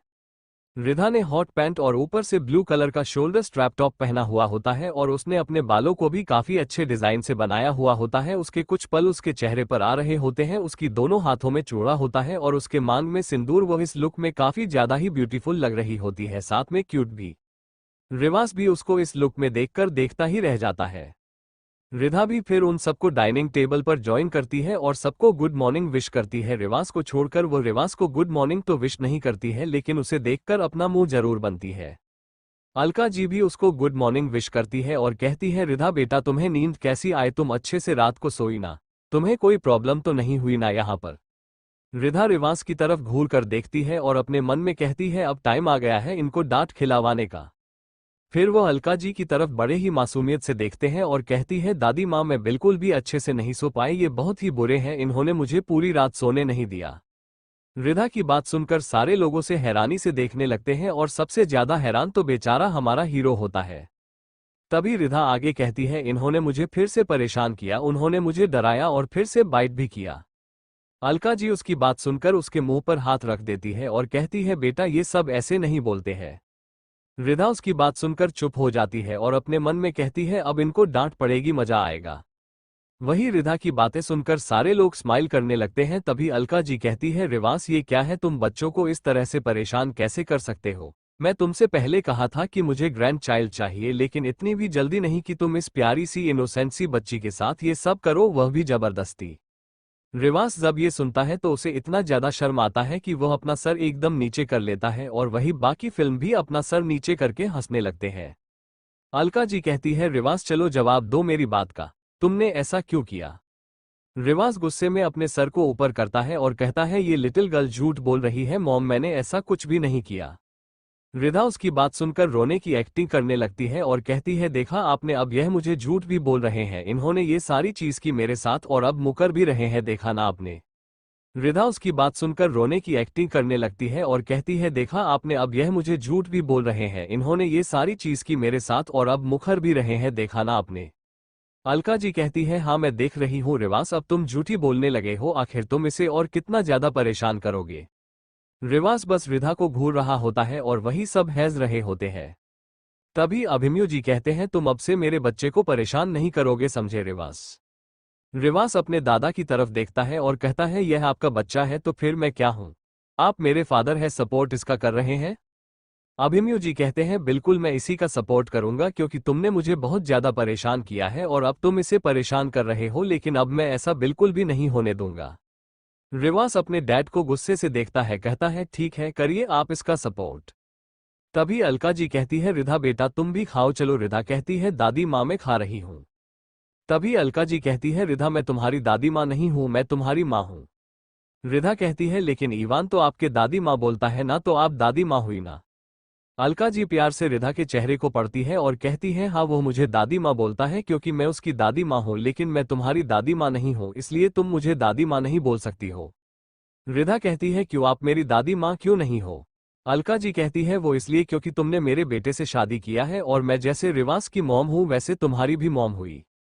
रिधा अलका जी की बात सुनकर कहती है, ओह ये सब इस खड़ूस अंकल की वजह से हुआ ना, मतलब मैं इनसे शादी नहीं करती तो आप मेरी दादी माँ होती। अलका जी कहती है, बच्चा ऐसे नहीं बोलते, गंदी बात होती है ना। वही मिशिका को तो रिवास की हालात देखकर बहुत ही मजा आ रहा होता है और वो अपने मन में कहती है, कल तक जो इंसान बोलना नहीं था, कोई एक्सप्रेशन नहीं देता था, कोल्ड फेस के साथ हमेशा घूमता रहता था, हमें आगे पीछे घूमता रहता था, आज उस इंसान के चेहरे के इतने ज्यादा एक्सप्रेशन चेंज हो रहे हैं और वह इतना बोल भी रहा है, और उसका दिमाग खराब कौन कर रहा है, रिधा। लगता है अब मजा आने वाला है। उसके बाद सब अपना अपना नाश्ता करने लगते हैं और नाश्ता कंप्लीट करने के बाद सारे लोग हाल में आ जाते हैं। श्रेयांश और मिशिका अपने हॉस्पिटल के निकल जाते हैं तो वही ईवान और मानव अपने कॉलेज के लिए निकल जाते हैं। रिवास भी अपने ऑफिस के लिए निकल रहा होता है कि तभी अभिमन्यु जी वहां पर आ जाते हैं और कहते हैं, रिवास तुम कहाँ जा रहे हो। रिवास कहता है, मैं ऑफिस जा रहा हूं। और कहाँ। अभिमन्यु जी कहते हैं, कहीं जाने की जरूरत नहीं है, कल ही तुम्हारी शादी हुई है और आज तुम जा रहे हो। रिवास कहता है, तो यहाँ पर रुक कर करूंगा क्या। तभी अलका जी आगे आते हुए कहती है, कल ही तुम्हारी शादी हुई है, अपनी वाइफ के साथ टाइम स्पेंड करो। रिवास रिधा को देखता और कहता है, इसके साथ इसे तो आप ही संभाल कर रखिए, मेरे आगे पीछे ना ही आए तो अच्छा है। अभिमन्यु जी उसकी इस बात को सुनकर उसे डांटे हुए कहते हैं, रिवास तुम ये क्या बोल रहे हो। तभी रिधा कहती है, जाने दीजिए ना, आप इन्हें जाने दीजिए ना, ये बहुत ही बुरे हैं, यहाँ रहेंगे तो ये हम लोगों को बहुत परेशान करेंगे।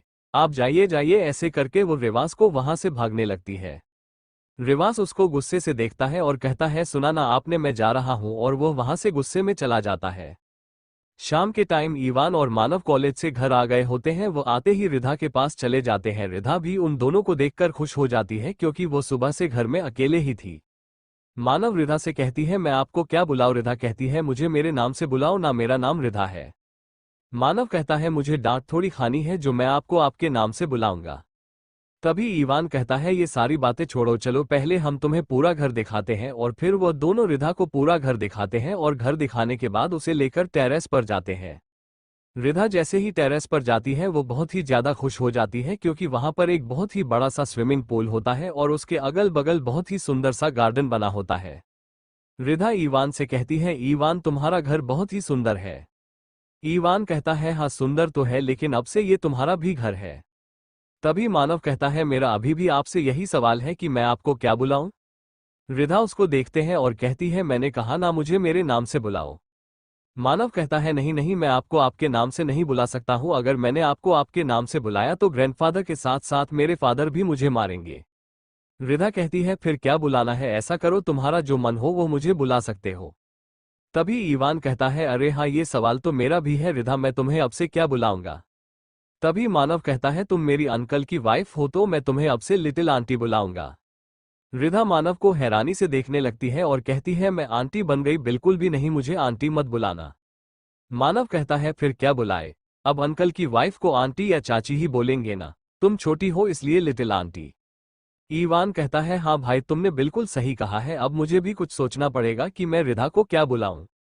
रिधा कहती है, ईवान तुम तो मुझे मेरे नाम से बुलाओ ना। ईवान कहता है, नहीं, ऐसा नहीं कर सकता हूं, अगर मैंने ऐसा किया तो दादू मुझे बहुत मारेंगे। वैसे तुम मेरे डैड की वाइफ हो, यानी तुम मेरी मॉम हुई है ना। रिधा उसकी बात सुनकर अपनी बड़ी बड़ी आंखें कर लेती है और कहती है, क्या। ईवान कहता है, हाँ मॉम। रिधा सैड सा फेस बना लेती है और कहती है, ईवान तुम मुझे पहले की तरह मेरे नाम से बुलाओ ना, यह मॉम बहुत अजीब लगता है। ईवान कहता है, नहीं, मैं तो तुम्हें अब से मॉम ही बुलाऊंगा। मानव भाई ठीक कह रहे हैं, मुझे डांट नहीं खानी दादू से, अगर उन्हें पता चला मैं तुम्हें तुम्हारे नाम से बुला रहा हूं तो वो मुझे मार ही डालेंगे, इसलिए अब से मैं तुम्हें मॉम ही बुलाऊंगा। ईवान के मुंह से मॉम सुनकर रिधा ब्लड करने लगती और कहती है, बस भी करो।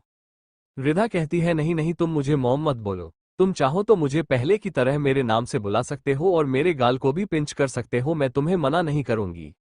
ईवान कहता है, बिल्कुल भी नहीं, मैं तुम्हें मॉम ही बोलूंगा क्योंकि तुम मेरी मॉम हो। और फिर से शाम का वक्त बीत जाता है और रात हो जाती है और सारे लोग ऑफिस से घर आ गए होते हैं। रिवास भी फ्रेश होकर हॉल में आकर बैठ जाता है। तभी मिशिका वहां पर आती है और कहती है, रिवास तुम्हारा आज का दिन कैसा गया। रिवास उसको घूर कर देखता है और अपने मन में कहता है, लो हो गई शुरू ये। फिर नॉर्मली रिप्लाई करते हुए कहता है, जैसे रोज जाता है वैसे ही गया। मिशिका कहती है, अच्छा, लेकिन क्या तुम्हें अपनी वाइफ की याद नहीं आई पूरे दिन। रिवास रिधा को देखता है जो एप्पल के साथ खेल रही होती है और फिर मुंह बनाता है और कहता है, आखिर मुझे उसकी याद क्यों आने लगी। तभी ईवान वहां पर आ जाता है और कहता है, सच में डैड, आपका दिन अच्छा क्या था। तो रिवास कहता है, मुझे और कितनी बार बताना पड़ेगा कि मेरा दिन अच्छा गया।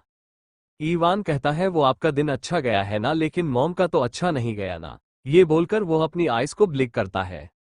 वही जब सब उसके मुंह से मॉम सुनते हैं तो वह मुंह खोलकर उसे देखने लगते हैं और फिर मुस्कुराने लगते हैं। वही रिवास ईवान को कंज्यूरिंग नजरों से देखने लगता है और कहता है, क्या, कौन मॉम। ईवान कहता है, रिधा मॉम। और कौन मॉम। डैड, आप भूल गए क्या, कल आपकी शादी हुई है और अब से वह आपकी वाइफ है तो मेरी मॉम हुई ना। ये बोलकर वो स्माइल करने लगता है।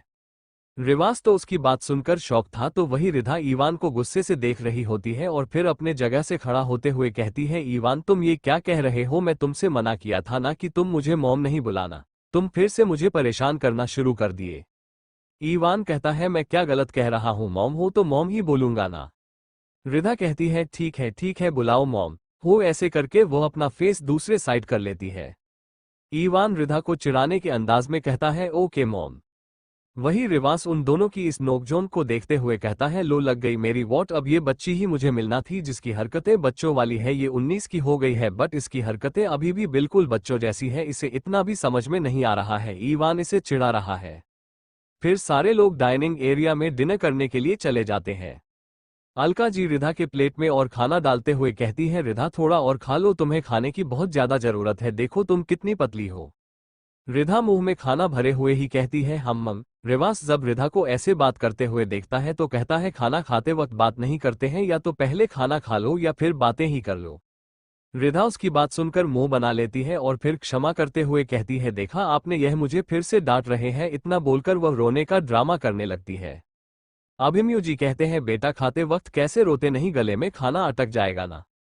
रिधा अपने ड्रामा को और बढ़ते हुए कहती है, डैड इन्होंने मुझे डांटा, क्या आप इन्हें पीटेंगे नहीं। रिवास रिधा की एक्टिंग देखकर एकदम से हैरान हो जाता है और कहता है, ये कितने ड्रामेबाज है। वही अभिमन्यु जी रिवास को अपनी आंखें दिखाकर चुप कर देते हैं और कहते हैं, बिल्कुल बिल्कुल मैं इसे जरूर पिटूंगा, रिवास आकर मुझे मेरे रूम में मिलना।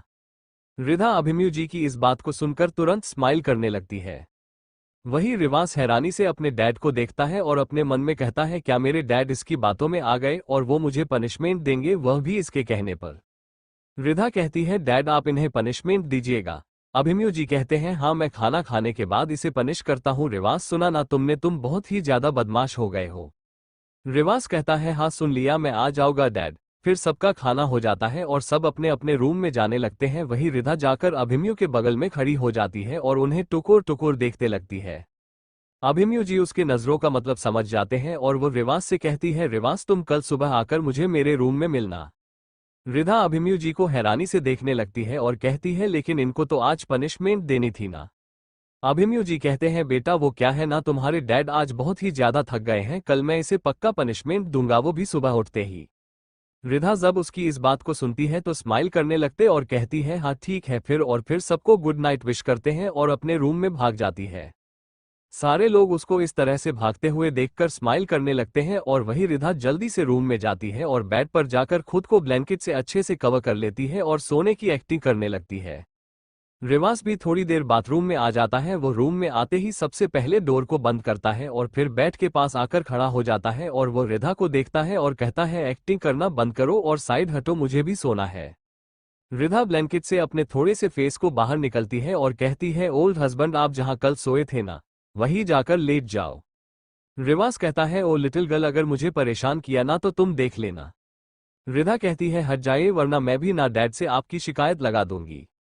रिवास उसको घूर कर देखता है और कहता है, क्या कहा तुमने, तुम मेरी शिकायत लगाओगी, अगर ज्यादा बकबक की ना तो उठाकर रूम से बाहर फेंक दूंगा। रिधा कहती है, अच्छा आप मुझे उठाकर रूम से बाहर फेंकोगे, चलो अब मुझे आप उठाकर बाहर फेंक दिखाओ तो। रिवास कहता है, तुम्हें लगता है मैं ऐसा नहीं करूंगा, इतना बोलकर वो उसकी तरफ बढ़ने लगता है। रिधा जब उसको अपनी तरफ आते हुए देखती है तो तुरंत एक साइड में चली जाती है और कहती है, ठीक है आप सो सकते हो यहाँ पर, मैंने आपको रोक थोड़ी है। रिवास उसकी इस हरकत पर एक डेविल स्माइल करता है और जाकर आराम से अपनी जगह पर लेट जाता है। वही रिधा रिवास को देखते हुए अपने मन में कहती है, अच्छा मेरे बेड पर आ गए ना, मैं कल की तरह फिर से सोने नहीं दूंगी आपको, मैं फिर से आपको यहाँ से भगा दूंगी। जब कुछ वक्त बीत जाता है तब रिधा धीरे धीरे रिवास की तरफ बढ़ने लगती है और जब उसके पास पहुंच जाती है तब अपनी आंखें बंद करके वापस से अपने हाथ पैर को चलना स्टार्ट कर देती है, तभी वो कल की तरह रिवास को बेड से नीचे गिरा सके। लेकिन आज रिवास सोया हुआ नहीं होता है। रिवास जब फील करता है रिधा हाथ पैर चला रही तो वह धीरे से टर्न हो जाता है रिधा की तरफ और देखता है रिधा को। रिधा आंखें बंद करके हाथ पैर को जोर जोर से चला रही थी, मतलब ऐसे कर रही थी कि रिवास गिर जाए।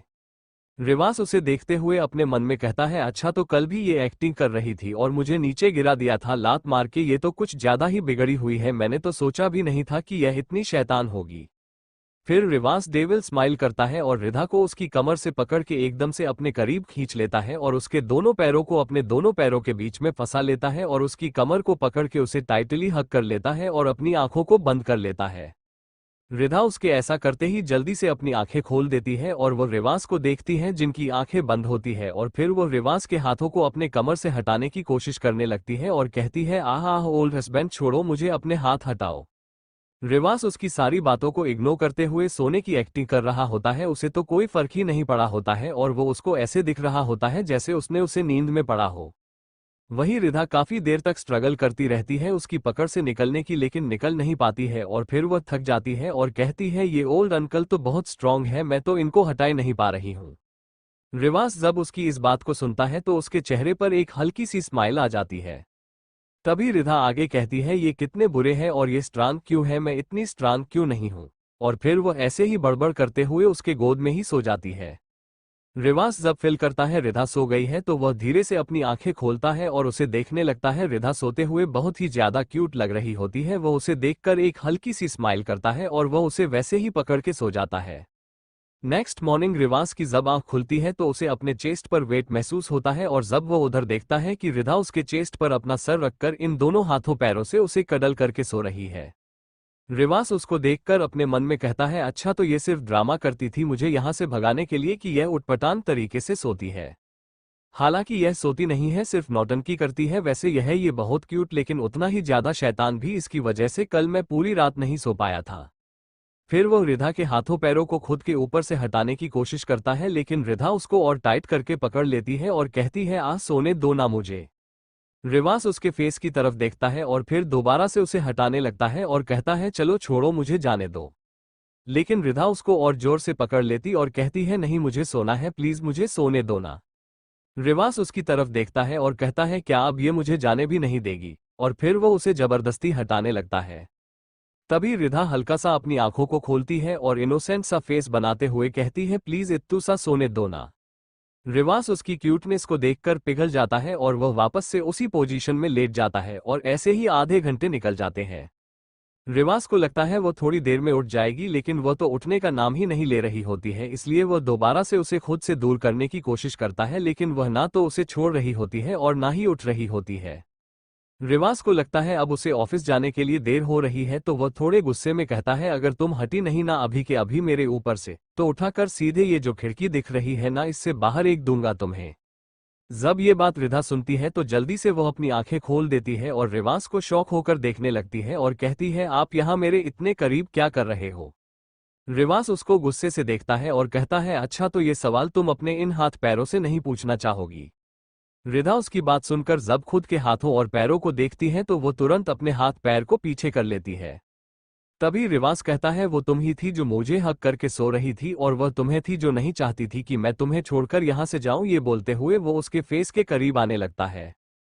तभी रिधा उसको एकदम से धक्का दे देती है जिसके चलते वो एक बार फिर से नीचे गिर जाता है और फिर वो गुस्से से जमीन से खड़ा होता है और जैसे ही रिधा को कुछ बोलने वाला होता है वैसे ही रिधा बेड से एकदम से खुद कर बाथरूम की तरफ भाग जाती है और गेट को बंद कर देती है। रिवास चिल्लाते हुए कहती है लिटिल गर्ल तुम्हें तो मैं छोड़ूंगा नहीं, और फिर वह वॉशरूम के डोर पर जाकर नाक करते हुए कहता है रिधा बाहर निकालो, पहले मुझे शवार लेने दो क्योंकि मुझे ऑफिस जाने के लिए देर हो रही है। लेकिन रिधा कुछ भी नहीं बोलती है। रिवास उसके इस बिहेवियर से बहुत ही ज्यादा इरिटेट हो जाता है और अपने मन में कहता है लड़की के पास मुझे परेशान करने के अलावा और कोई काम ही नहीं रहता है। और तभी उसके डोर पर नॉक होता है और रिवास जाकर गेट खोलना है तो उसके सामने मिशिका खड़ी होती है। मिशिका रिवास को नाइट ड्रेस में देखकर कहती है रिवास आज तुम कुछ ज्यादा ही लेट नहीं हो गए, लगता है तुमने कल रात में कुछ ज्यादा ही मेहनत कर ली है अपनी वाइफ के साथ। मिशिका फिर वहां से जाते हुए कहती है आप दोनों जल्दी से नीचे आ जा, सारे लोग नाश्ते पर वेट कर रहे हैं। रिवांस उनको वहां से जाने के लिए बोल देता है और खुद दूसरे रूम में चला जाता है शवार लेने के लिए। वह शवार लेकर अपने रूम में आता है और वार्डरोब के सामने जाकर अपने लिए कपड़े निकालने लगता है। और तभी बाथरूम का गेट खुलता है और रिधा चिल्लाते हुए आकर रिवास के ऊपर छलांग लगा देती है। रिधा ने इस वक्त सिर्फ टॉवल लपेट रखा हुआ होता है और रिवास के कमर पर भी टॉवल के अलावा और कुछ नहीं होता है। रिधा रिवास को कश के गले लगा लेती है और चिल्लाते हुए कहती है मुझे बचा लो प्लीज, उस छिपकली से बचा लो, वो मुझे घूर घूर कर देख रही है, वो मुझे कच्चा खाना चाहती है। रिवास उसको खुद से दूर करने की कोशिश करते हुए कहता है कोई छिपकली इंसान को खाती है क्या भला जो तुम छिपकली से डर रही हो। रिधा कहती है हाँ छिपकली एक इंसान कोई नहीं खाती है, सारे इंसान को खा जाती है, मैंने एक हॉरर स्टोरी में देखा था वो छिपकली सबको मुंह खोलकर खा जा रही थी, वो मुझे भी खा जाएगी, इसलिए उसे जल्दी से भगा दो ना। रिवास कहता है ठीक है छोड़ो मुझे, मैं देखता हूँ। रिधा कहती है नहीं नहीं मैं तुम्हें नहीं छोड़ेगी, अगर वो रूम में आकर तो मुझे कौन बचाएगा। रिवास थोड़ा इरिटेट होते हुए कहता है देखो मुझे ऑफिस जाने के लिए देर हो रहा है, इसलिए अभी मेरे गोद से नीचे उतर जाओ नहीं तो मैं तुम्हें यहीं पर पटक दूंगा। रिधा कहती है, आप कितने गंदे ओल्ड हस्बैंड हो, आप मुझे नीचे पटकने की बात करते रहते हो हमेशा। और फिर उन दोनों के बीच में ऐसे ही बहस चलने लगती है और इसी के चक्कर में रिवास की टॉवल खुलकर एकदम से नीचे गिर जाती है।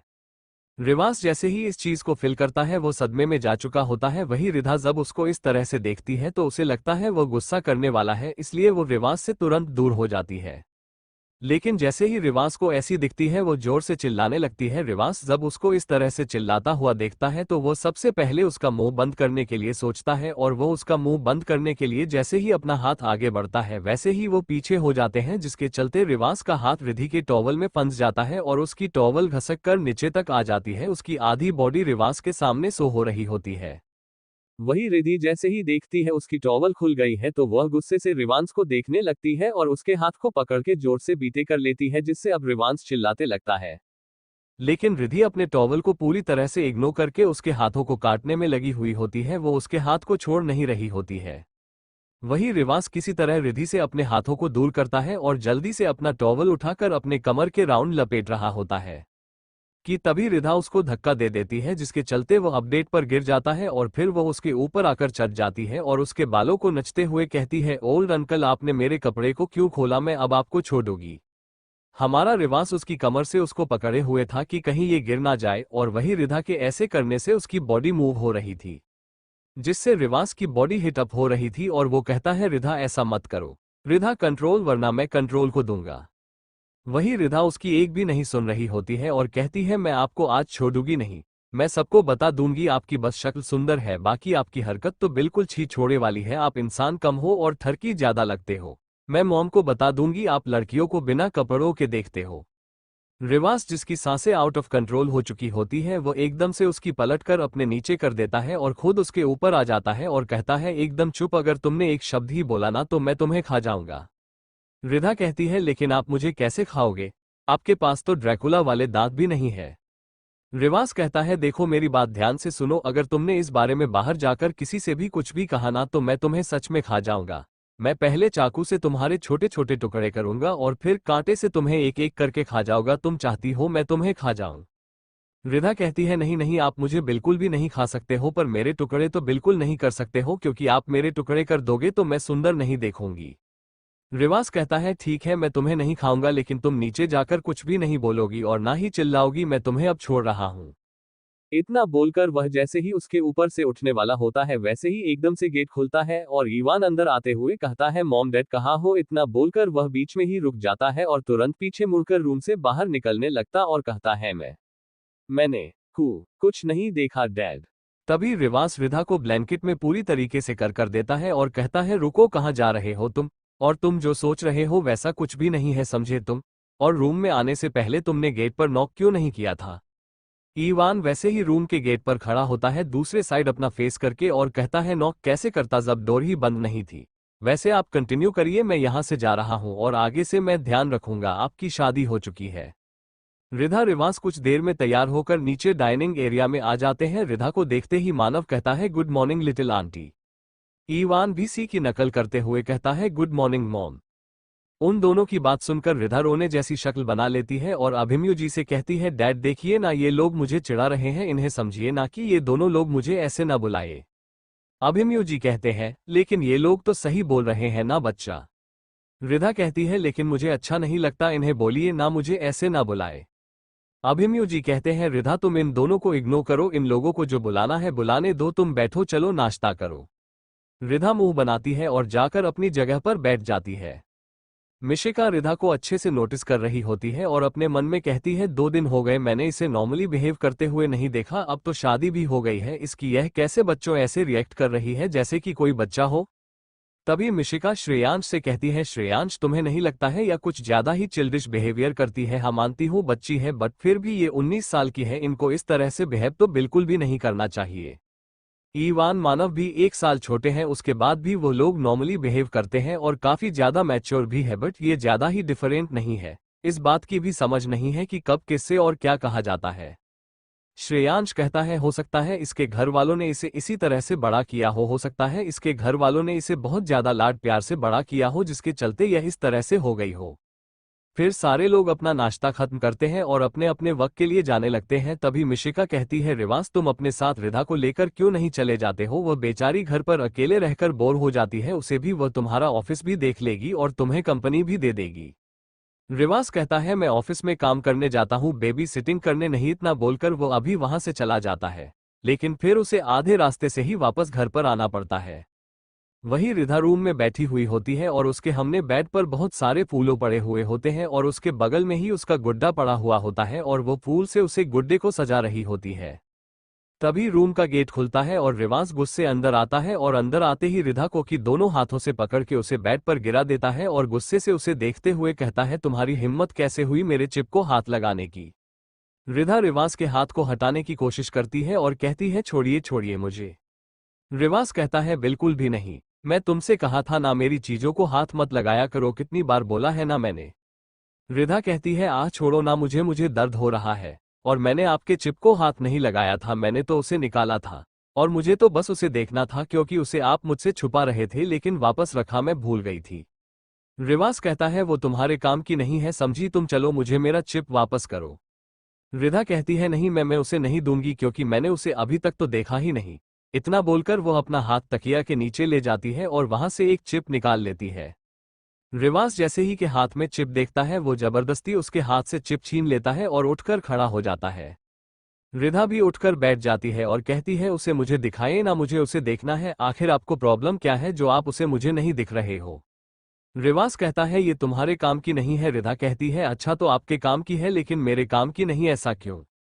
रिवास कहता है, क्योंकि ये मेरी चीज इसलिए यह मेरे काम की है, और हाँ अगर दोबारा मेरी चीज को हाथ लगाया ना तो तुम्हें उठाकर मैं सच में फेंक दूंगा और फिर डैड भी मेरा कुछ भी नहीं बिगाड़ पाएंगे। रिधा कहती है, ये जो कुछ भी आपने बात कही है ना, अगर मैं डैड बोल दूंगी तो आपकी पिटाई हो जाएगी। रिवास उसके क्लोज आते हुए उसके दोनों तरफ अपने हाथ को रख लेता है और कहता है, अच्छा तो ये कहेगा कौन डैड से? रिधा रिवास को अपने इतने करीब देखकर डर जाती है और फिर इनोसेंट सा फेस बनते हुए कहती है, वो मैं तो नहीं कहूंगी, लेकिन क्या पता आपके मुंह से निकल जाए। रिवास डेविल स्माइल करते हुए कहता है, गुड, मेरे मुंह से नहीं निकलेगा, आई होप तुम्हारे मुंह से ना निकलने, वरना मैं तुम्हारा मुंह बंद करवाना अच्छा से जानता हूं। ऐसे वो रिधा के लिप्स के क्लोज आते हुए बोलता है। रिधा जल्दी से अपने एक हाथ को अपने लिप्स के ऊपर रख देती है और अपना सर नामे हिला देती है। रिवास उसे तुरंत दूर हो जाता है, कहता है, गुड, और हाँ गलती से भी इस रूम की बातें बाहर नहीं जानी चाहिए, वरना तुम्हें पता है ना मैं क्या करूंगा। रिधा कहती है, हाँ मुझे पता है, आप मुझे बूटी बूटी काट के चॉपस्टिक से खा जाओगे। रिवास फिर अपने चिप को लेता है और अपने पॉकेट में उसे डालकर वहां से चला जाता है। उसके जाते ही रिधा गुस्से से उठकर बैठ जाती है और कहती है, डेविल ओल्ड हस्बैंड, मैं तुम्हें बताऊंगी, अच्छे से सबक सिखाऊंगी। मैं मुंह से बोल नहीं सकती हूँ लेकिन लिख तो सकती हो ना, मैं लिखकर बता दूंगी मॉम को। रिधा अलका जी और मिशिका के साथ खड़ी होती है और कहती है, मॉम हम कहीं जा रहे हैं क्या? अलका जी कहती है, हाँ हम हाउस पर जा रहे हैं। रिधा कहती है, मुझे भी जाना है, क्या मैं आपके साथ चल सकती हूँ? मिशिका कहती है, रिधा तुम वहां पर नहीं जा सकती हो क्योंकि वो गांव वाला एरिया है और वहां पर आदिवासी लोग रहते हैं और हमें वहां पर 2 दिन के लिए रुकना है, तुम वहां पर सरवाइव नहीं कर पाओगी। रिधा उसकी बात सुनकर अपना सदस्य फेस बना लेती और कहती है, लेकिन रिधा को भी बाहर जाने का मन कर रहा था, उसे कहीं भी कोई लेकर नहीं जाता है। उसकी इस नौटंकी को देखकर अलका जी का दिल उसके लिए पिघल जाता है और वह कहती है, ठीक है तुम हमारे साथ चल सकती हो, बट वहां पर तुम्हें खुद की सुरक्षा खुद ही करनी पड़ेगी। वहां पर कोई नहीं होगा तुम्हें बचाने के लिए और ना कोई होगा तुम्हें समझाने के लिए, क्या फिर भी तुम हमारे साथ चलना चाहोगी? रिधा कहती है, हाँ मैं फिर भी चलूंगी आपके साथ क्योंकि मुझे ओल्ड हस्बैंड के साथ अकेले नहीं रहना है, वो ओल्ड हस्बैंड मुझे बहुत परेशान करते हैं। फिर थोड़ी देर बाद वालों को वहां से निकल जाते हैं। वही ऑफिस में रिवास ऑफिस में बैठा हुआ होता है, तभी उसको अलका जी फोन करके बताती है कि रिधा भी उनके साथ जा रही है। अलका जी की बात सुनने के बाद रिवास अपना फोन निकलता है और एक कॉल करता है। 2 रिंग जाने के बाद उधर से एक इंसान उसके फोन को पिक कर लेता है और कहता है, द ग्रेट रिवास प्रताप सिंह ने मुझे कॉल किया, वो भी खुद से, ये तो मेरे लिए ऑनर की बात हो गई है। रिवास कहता है, चिराग बकवास करना बंद करो और तुम मुझे ये बताओ, मैंने जो फाइल सेंड की थी तुमने उसे देखी कि नहीं? चिराग कहता है, मैंने उसे कल रात को ही देख ली थी लेकिन मुझे यकीन नहीं कि वो लड़की वही है। क्या तुमने जिस लड़की से शादी की है वो वही है? रिवास कहता है, हाँ ये वही है, और तुम्हें पता है ना अब क्या करना है? चिराग कहता है, मुझे तो पता है मुझे क्या करना है, लेकिन क्या तुम्हें पता है कि उसका बाप कौन है? रिवास कहता है, बहुत ही अच्छे से। जब तुम्हें इतने अच्छे से पता है कि उसका डैड कौन है फिर भी तुमने उससे शादी की। चिराग ये बोलते वक्त बहुत ही ज्यादा चिड़चिड़ा लग रहा होता है। रिवाज कहता है क्योंकि मुझे खतरों से खेलना अच्छा लगता है और उसे भी तो पता चले कि वह जिसे कुछ भी नहीं समझता है उसके पास उसका सब कुछ आ चुका है। वैसे मैं तुमसे इस बारे में बात करने के लिए फोन नहीं किया था। मैं तुम्हें इसलिए फोन किया था कि मॉम और भाभी के साथ वह भी घूमने के लिए जा रही है और इसलिए मैं चाहता हूं तुम उसे जाकर गार्ड करो। तुम्हें पता है ना उसकी जान को कितना खतरा है। चिराग कहता है मुझे इन सारी चीजों के बारे में अच्छे से पता है इसलिए तुम मुझे बताने की जरूरत नहीं है और रही बात उसे गार्ड करने की तो ठीक है मैं आ रहा हूं। वैसे मुझे तो ये सोचकर ही हंसी आ रही है कि उस इंसान ने अपनी बेटी को उन छोटे मोटे जानवरों से बचने के लिए इतनी बड़ी चाल चली और लास्ट में उसकी बेटी सबसे बड़े बिस्ट हाथ में आकर फंस गई है और उस बेचारे को इस बारे में कोई खबर ही नहीं है। नेक्स्ट मॉर्निंग मिशिका अलका जी दोनों लोग सुबह उठकर जल्दी से तैयार हो गए होते हैं और अपना बैकपैक भी कर लिया होता है उन लोगों ने, लेकिन रिधा हमारी सोती रह जाती है और उसे देर हो जाता है। और फिर वो जल्दी जल्दी तैयार होती है और सीढ़ियों से होकर नीचे जाने की वजह है वो अपने रूम में रखे सारे बेडशीट को उठती है और उन सबको गठान लगाकर एक बड़ी सी डोर बना लेती है और उसे अपने रूम के बालकनी से नीचे लटका देता है और उसके सहारे नीचे उतरने लगती है। लेकिन वह रस्सी छोटी पड़ जाती है और वह बीच में ही अटक जाती है और उसकी गांठ खुलता है और वह नीचे गिरने लगती है और तभी एक इंसान उसे अपनी गोद में प्रिंसेस स्टाइल में कैच कर लेता है। और वो दोनों एक दूसरे की तरफ देखने लगती है और फिर अपने मन में रहती है मेरे दिमाग में एक अच्छा आइडिया आया है और वह उसे लड़के को देखते हुए कहती है क्या तुम गार्ड हो।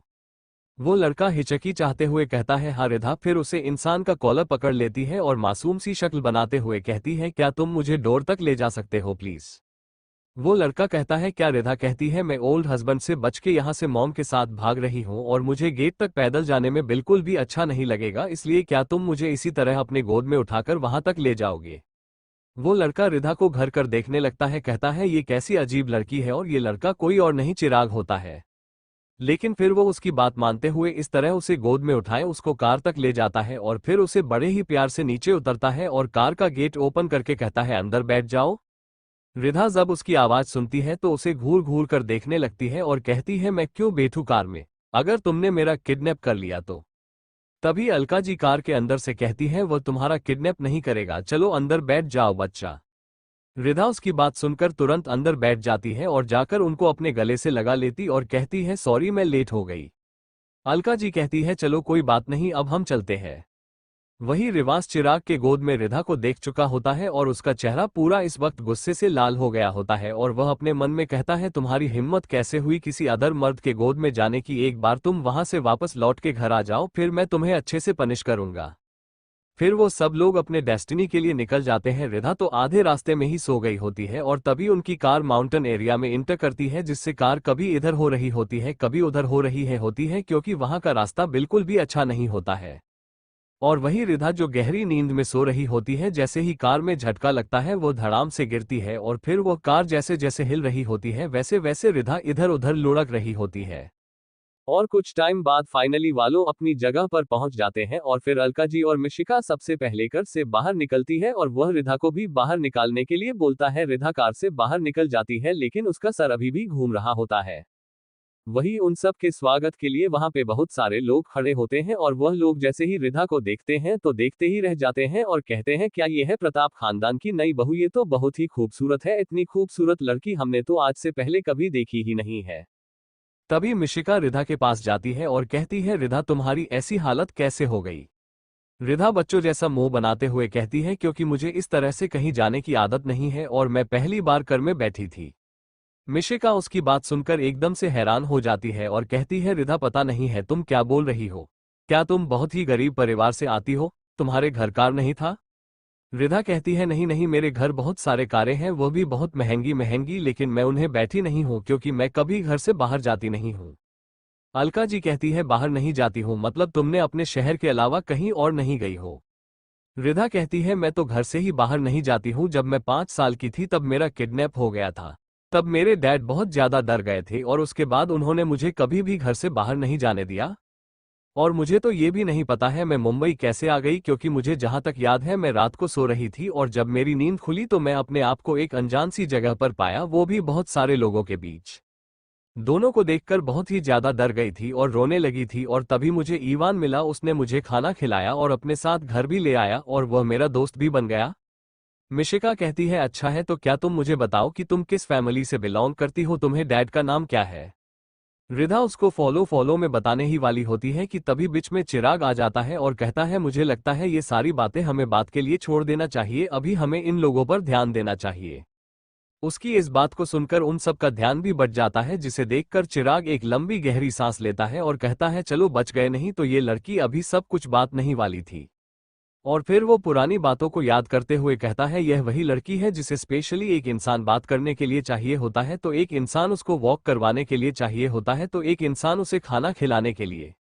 और ये एक कपड़े को दूसरी बार नहीं पहनती है और ये बहुत ही ज्यादा फूड बेस्ट भी करती है, इसलिए अब मुझे इसकी सारी बुरी आदतों को सही करना होगा। जैसे कि उसने मुझसे कहा था, मुझे इस एकदम परफेक्ट लेडी बनाकर यहाँ से भेजना है जिसे डिस्प्ले में रहना आता हो, शरारती करना नहीं। वैसे भी इसके सन की बाप ने इसे कुछ ज्यादा ही बिगड़ दिया है। वहीं रिधा अकेले एक कोने में बैठी हुई होती है और सारे लोग तो बस मिशिका और अलका जी से बातें करने में लगे हुए होते हैं और उसकी तरफ कोई भी ध्यान नहीं दे रहा होता है।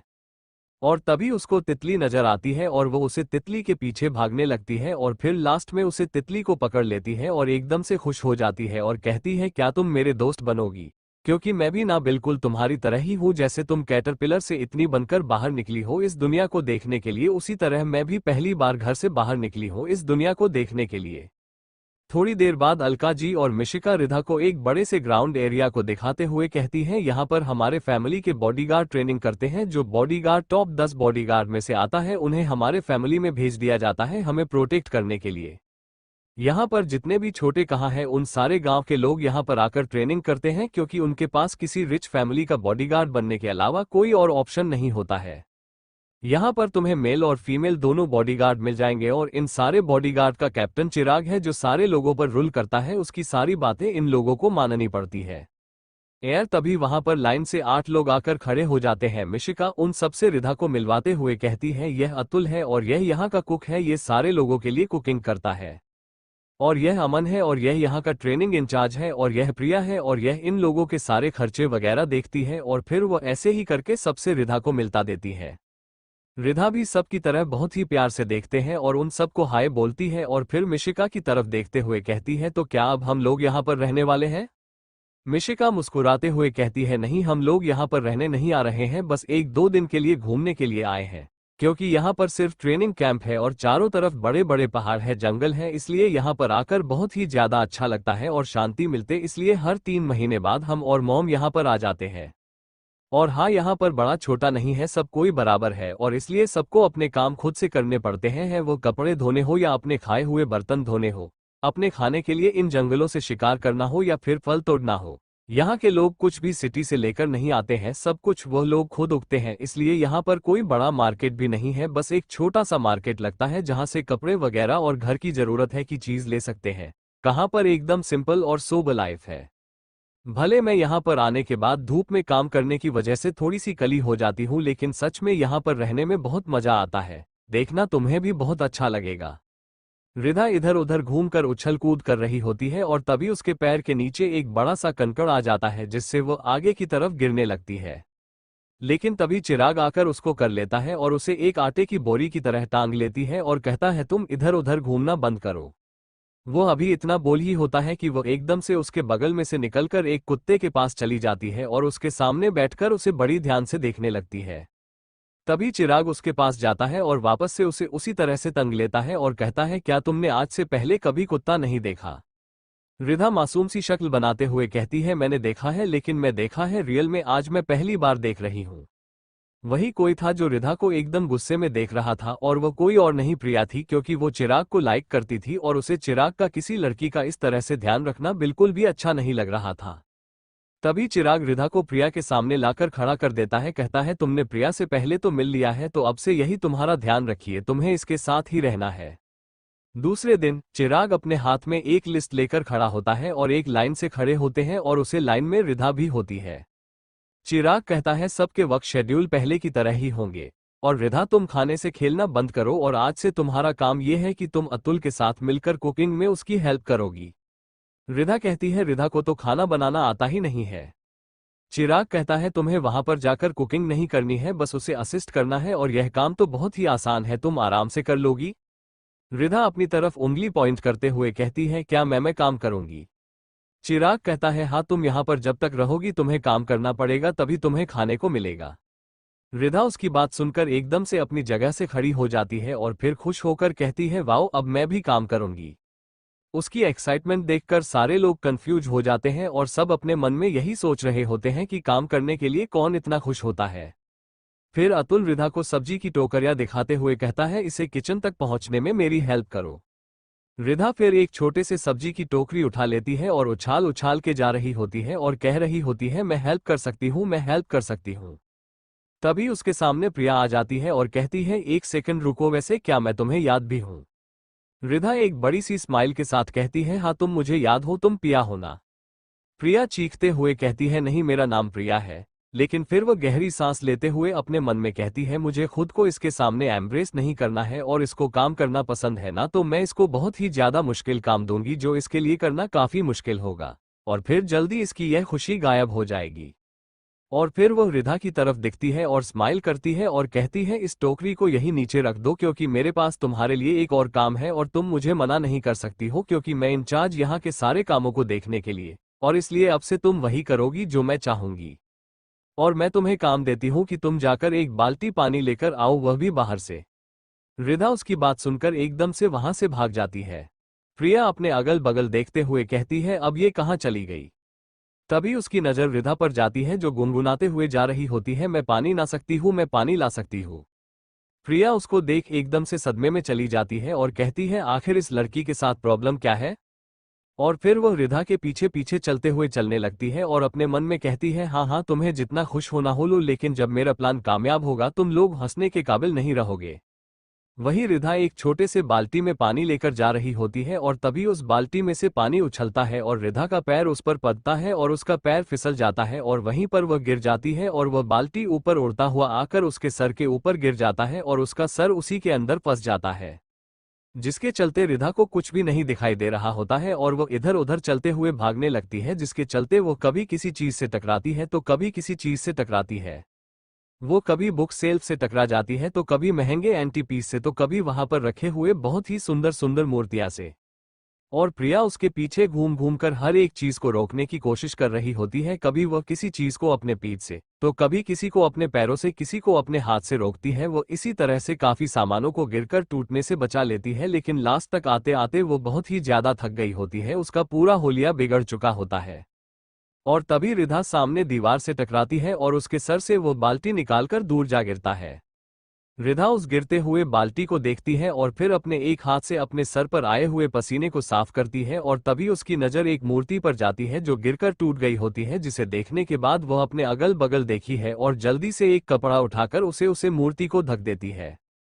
वही प्रिया दीवार के पीछे खड़ा होकर लंबी लंबी सांस ले रही होती है और रिधा को देखते हुए कहती है तुम बिहेव तो ऐसे कर रही हो जैसे तुमने न जाने कितना बड़ा काम किया हो। और फिर वह अपने सर पर हाथ रखकर रोते हुए कहती है हे भगवान, इस लड़की ने हमारा कितना बड़ा नुकसान कर दिया। कितनी मुश्किल से हम लोगों ने एक एक एंटी पीस को यहाँ पर कलेक्ट किया था और इस लड़की ने सबको तोड़ फोड़ दिया। और फिर ऐसे ही दूसरे दिन भी उसे जो काम दिया जाता है उसे काम को पूरी तरीके से बिगाड़ देती है और तीसरे दिन तो हद ही हो जाती है। चिराग कुछ बॉडीगार्ड स्कूल ट्रेनिंग ग्राउंड में ट्रेनिंग करवा रहा होता है और वो बॉडीगार्ड अभी तुरंत के आए हुए होते हैं, इसलिए उनको बंदूक ना देकर वो उनको तीर कमान कर निशाना लगने की प्रैक्टिस करवा रहा होता है। तभी वहां रिधा भी आ जाती है और वह भी तीर कमान चलाने की जिद करने लगती है। अलका जी के कहने पर चिराग को उसे तीर कमान देना ही पड़ता है और फिर रिधा निशाना लगाने के लिए बोला जाता है सामने टारगेट पर, लेकिन वो हनी सन सामने टारगेट पड़ना लगाकर उन सब के ऊपर लगना स्टार्ट कर देती है। कभी उसका तीर उसके पीछे जा रहा होता है तो कभी दाहिने तो कभी बाएं, और सब लोग इधर उधर भागकर उसे तीर से बचने की कोशिश कर रहे होते हैं क्योंकि उसे तीर की जो काफी ज्यादा शार्प होती है। और उस फिर से सारे लोग तो बच जाते हैं लेकिन चिराग नहीं बच पाता है। एक तीर जाकर उसके पैर में लगती है तो एक उसके पिछवाड़े पर तो एक उसके हाथों पर। रिधा जब उस तीर कमान को नीचे रखती है तब जाकर सारे लोग एक गहरी सांस लेते हैं और चिराग तो वहीं नीचे जमीन पर ही गिर जाता है और अपने पैकेट से फोन निकालकर रिवाज को कॉल करता है और कहता है तुम जहां भी हो अभी के अभी यहां पर आओ और अपनी इस शैतान वाइफ को लेकर यहां से जल्दी जाओ। रिवास कहता है क्यों, क्या हुआ, तुम इतने घबराए हुए क्यों लग रहे हो, उसे कुछ हुआ है क्या? चिराग चिढ़ते हुए कहता है उसे कुछ नहीं हुआ, लेकिन हम लोगों को बहुत कुछ हो गया है। वो जब से यहाँ पर आए हैं कोई ना कोई नया कांड करती ही रह रही है। कभी वो हमारे एंटीक पीस को गिरकर तोड़ देती है तो कभी शीप को खुला छोड़ देती है और वो इधर उधर भागकर सारी फसलों को बर्बाद कर देते हैं। कोई उसे गैस चलाने के लिए बोलता है तो वो जाकर डायरेक्ट घर में ही आग लगा देती है, ये बोलते हुए कि इन्होंने बोला आग लगा दो, इसलिए जितनी जल्दी हो इस लड़की को आकर यहाँ से ले जाओ, नहीं तो मैं खुद को इस दुनिया से गायब कर लूंगा अगर तुम यहाँ पर नहीं आए तो। वो अभी इतना बोल ही रहा होता है कि तभी वहां पर रिधा आ जाती है और बड़े ही प्यार से कहती है आपको चोट लग गया रिधा, अभी आपको सुई लगाकर ठीक कर देगी। यह बोलते हुए वो अपने पास से सिलने वाला सी निकालकर उसके सामने खड़ी हो जाती है। चिराग जैसे ही उसके हाथों में उसी को देखता है वो अपने सारे दर्द को भूल जाता है और चिल्लाते हुए गिरते पीटते वहां से दौड़कर के भागने जाता है। और रिधा अपने पास से एक इंजेक्शन निकालकर उसे सामने करते हुए कहती है मैं तो इस इंजेक्शन को लगाने की बात करती थी। रात के 900 के करीब एक ब्लैक कलर की कार ट्रेनिंग कैंप के बाहर आकर रुकती है और उसके अंदर से रिवास, उसके डैड और श्रेयांश, इवान, मानव, ये सब लोग बाहर निकलते हैं। रिधा जैसे ही इवान और अभिजीत जी को देखते हैं वो दौड़कर जाकर अभिजीत जी के गले लग जाती है और कहती है डैड आप आ गए, आपको पता है रिधा ने को बहुत मिस किया। तभी इवान कहता है मॉम आपने सिर्फ दादाजी को मिस किया, मुझे नहीं।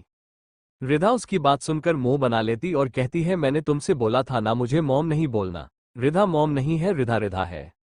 इवान कहता है लेकिन आपकी शादी तो मेरे डैड से हो गई है तो मैं तो आपको मॉम ही बोलूंगा ना, आप समझती ही नहीं है मेरी फीलिंग को, कोई प्यार नहीं करता इस बच्चे को। इतना बोलकर वो सैड होने की एक्टिंग करता है।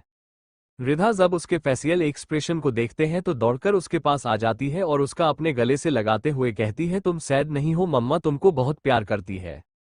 इवान कहता है लेकिन अभी तो आपने कहा मैं आपको मॉम नहीं बोल सकता हूँ। रिधा कहती है भूल जा तुम मेरे उसे बात को, तुम मुझे थोड़ा सा मॉम बोल सकते हो, मैं गुस्सा नहीं होंगी क्योंकि तुम तो मेरे दोस्त हो ना। रिवास उन दोनों को इस तरह चीड़ रहा होता है और फिर वो इन दोनों के पास जाते हुए उन दोनों को एक दूसरे से अलग करता है और कहता है अगर तुम दोनों का मिलन हो गया हो तो क्या अंदर चले। रिधा रिवास को देखकर मुंह बनाती है और फिर कहती है जलकूक डे ओल्ड हस्बैंड, इतना बोलकर वो अंदर भाग जाती है। और पीछे से रिवास उस पे गुस्सा करता रह जाता है और तभी टूटी फूटी हालत में वहां पर चिराग आता है और हंसते हुए कहता है मतलब ये तेरी पहुंच से भी बाहर, मुझे तो लगा था मैं ही बस इसके हाथों से बुली हो रहा हूं, लेकिन तुझे देखकर लग रहा है तेरी हालत तो मुझे भी ज्यादा खराब होने वाली है। वही रिवास चिराग को ऊपर से नीचे तक देखते हुए कहता है तुम्हारा ये क्या हाल हो गया है, तुम्हारे ऊपर किसी ने कोई हमला वमला कर दिया था क्या? चिराग कहता है हाँ कुछ ऐसा ही समझ ले, मेरे ऊपर किसी ऐसे इंसान ने हमला किया था जिससे मैं फाइट बैक भी नहीं कर सकता था। रिवास कहता है कौन था वो, क्या वो मेरे राइवल कंपनी में से कोई था या फिर अंडरवर्ल्ड से? चिराग अलका जी के बगल में खड़ी रिधा को देखता है और कहता है अंडरवर्ल्ड के लोगों से भी ज्यादा खतरनाक था, बस तुम इतना समझ लो अगर हम उसे किसी दुश्मन के सामने छोड़ देते हैं तो वो उस दुश्मन का खाना पीना सोना जागन सब हराम कर देगी, वो भी बेचारा उसके हाथ से टॉर्चर होने से ज्यादा फांसी लगाकर मरना पसंद करेगा। रिवास चिराग को गुस्से से देखा है और कहता है अपनी पहेलियां बुझाना बंद करो और साफ साफ बोलो। चिराग कुछ बोलते ही वाला होता है कि तभी वहां पर रिधा आ जाती है और रिवास से कहती है ओल्ड हस्बैंड आपको मदर बुला रही है। रिवास फिर चिराग को एक नजर देखा है और अंदर चला जाता है और वही उन दोनों को जाता हुआ चिराग देख रहा होता है और फिर ऊपर आसमान की तरफ देखते हुए कहता है हे भगवान मेरे बॉस प्लस मेरे अच्छे दोस्त की उसकी वाइफ से उसकी रक्षा करना। थोड़ी देर बाद रिवास सबके साथ बाहर बैठा हुआ होता है और तभी अलका जी कहती है रिवास तुम मेरे दोस्त सीमा को जानते हो ना? रिवास कहता है हम जानता हूं, क्यों क्या हुआ? अलका जी कहती है पता है वो इस बार फिर से ग्रैंड मदर बनी है। रिवास अपनी मॉम को देखता है और कहता है अच्छा तो इसमें कौन सी बड़ी बात है, वो पहली बार थोड़ी बन रही है। अलका जी कहती है हाँ वही तो, वो चौथी बार ग्रैंड मदर बन गई है, उसका चौथ ग्रैंड सन आ गया है। रिवास कहता है हम तो क्या हुआ मॉम? अलका जी रिवास के ऐसे रिएक्शन को देखकर ड्रामा करते हुए कहती है मेरी किस्मत इतनी खराब कैसे हो सकती है कि तुम मेरे नालायक बेटे हो, तुम कब लाकर दोगे मुझे ग्रैंडसन? रिवास अपनी मॉम की बात सुनकर अपनी बड़ी बड़ी आंखें करके उन्हें देखने लगता है और कहता है क्या? अलका जी कहती है क्या नहीं, मुझे और ग्रैंडसन चाहिए और तुम मुझे लाकर दोगे। रिवास कहता है मॉम आप ये क्या बोल रही है? अलका जी कहती है मैं जो कह रही हूँ उसे सुनो, तुम आखिर ऐसे कैसे कर सकते हो, मुझे और चाहिए बच्चे, तुम लाकर कब दोगे? तुम्हें पता है मैं घर पर अकेले रहकर बोर हो जाती हूँ, इसलिए मैं उनके साथ खेलना चाहती हूँ। रिवाज कहता है तो कोई और काम कर लीजिए, इस उम्र में आप खेलते हुए अच्छी नहीं लगेंगी और इन सब चीजों में कुछ रखा नहीं है। अलका जी रिवाज को गुस्से में देखती है और कहती है पर मुझे चाहिए ग्रैंड चाइल्ड। रिवाज कहता है इवान है ना, उसी के साथ खेल लीजिए। अलका जी कहती है वो बड़ा हो गया, उसके साथ क्या खेलूं। रिवाज ती मैं क्या करूं। अलका जी कहती है ज्यादा कुछ नहीं, बस तुम मुझे एक ग्रैंड चाइल्ड लाकर दे दो। तभी बीच में रिधा एकदम से कहती है हाँ मुझे भी चाहिए, मैं भी बोर हो जाती हूँ, मुझे भी घर पर बच्चे चाहिए बहुत सारे। रिधा की बात सुनकर सारे लोग उसके फेस को देखने लगते हैं, लेकिन रिधा तो उन लोगों पर बिल्कुल भी ध्यान नहीं दे रही होती है और अपनी बात को कंप्लीट करते हुए कहती है मुझे ना बच्चे बहुत ज्यादा पसंद है, वो बहुत ही क्यूट क्यूट होते हैं, उनके हाथ भी छोटे छोटे होते हैं और उनके साथ खेलना कितना अच्छा लगता है। रिवाज तो बस एकटक रिधा का चेहरा ही देखता रह जाता है और तभी अलका जी कहती है देखा सुना तुमने। रिवाज हड़बड़ा जाता है अपनी मॉम की बात सुनकर और तभी रिधा कहती है मैं और मॉम बोर हो जाते हैं अकेले घर पर रहकर, सारे लोग तो अपने अपने काम पर चले जाते हैं हम दोनों को अकेला छोड़कर। अगर हमारे पास बहुत सारे बेबीज होते हैं तो हम लोग बोर नहीं होते, हम लोग उनके साथ खेलते हैं ना मॉम। अलका जी कहती है हाँ रिधा। रिवाज गुस्से में रिधा की तरफ देखता है और कहता है तुम ये क्या बोल रही हो, तुम्हें समझ में आ रहा है। रिधा कहती है क्यों, आपको सुनाई नहीं दे रहा है क्या, कान खराब हो गए हैं क्या आपके, जो बोल रही हूँ सही है। रिवाज कहता है मेरे तो कान खराब नहीं हुए हैं, लेकिन तुम्हारा दिमाग जरूर खराब हो गया है लग रहा है। रिधा कहती है मेरा दिमाग खराब नहीं हुआ है, मुझे बेबीज चाहिए। देखिए मुझे 2 चाहिए, मॉम को 3 चाहिए और इवान को 2 चाहिए, ऐसे ही करके सबके काउंट कर देती है और फिर मिलाकर बताती है हमें 15 बेबीज चाहिए, तो अब आप जल्दी से लाकर दे दीजिए, हम लोग उसके साथ खेलेंगे। रिवाज उसको सीरियस लुक के साथ देखता है और कहता है 15 बेबीज। रिधा हम्मम। रिवाज कहता है तुम उन्हें संभाल लोगी। रिधा कहती है बिल्कुल, हम सब मिलकर संभालेंगे, मैं अकेली थोड़ी हूं, है ना मॉम। अलका जी अपनी हंसी को किसी तरह से कंट्रोल करते हुए कहती है हम्मम। रिधा की बात सुनकर रिवाज उसको गुस्से से देखने लगता है और कहता है कभी खुद की हरकतें देखी है बच्चे जैसी, तुम बेबी संभालोगी। रिधा कहती है हाँ मैं संभाल लूंगी और मैं बच्ची नहीं हूं, मैं 19 ईयर्स की हूं, समझे आप, मैं बच्ची कहां से लगती हूं आपको। रिवाज कहता है खुद की शक्ल देखो और खुद की हरकतें पता चल जाएगा 19 की हो या 9 साल के। रिवाज कहता है खुद की शक्ल देखो और खुद की हरकतें पता चल जाएगा 19 की हो या 9 साल के। रिधा गुस्से में कहती है देखिए मेरा दिमाग खराब मत करिए, मैंने जितना बोला है बस उतना करिए और मुझे बेबी ला कर दीजिए तो दीजिए। तभी इवान कहता है मॉम शांत हो जाए, डैड ला देंगे आपके लिए बेबी। रिधा बच्चों जैसा मुंह बनाते हुए कहती है इवान फिर इनसे कहो ना जल्दी से बेबी लाकर दे दे मुझे। रिवाज उसको घूरते हुए कहता है बेबीज चाहिए तुम्हें। रिधा उसकी बात सुनकर एक बड़ी सी स्माइल करती है और कहती है हाँ चाहिए, लेकिन छोड़िए आप तो ओल्ड हो गए हैं ना, तो आप कहाँ से लाकर देंगे। रिधा की बात सुनकर रिवाज का पूरा चेहरा काला पड़ जाता है और वो उसे गुस्से से देखते हुए कहता है क्या कहा तुमने। रिधा कहती है ओल्ड हो गए हैं ना, तो आप कहाँ से लाकर देंगे, बट मुझे तो चाहिए थे।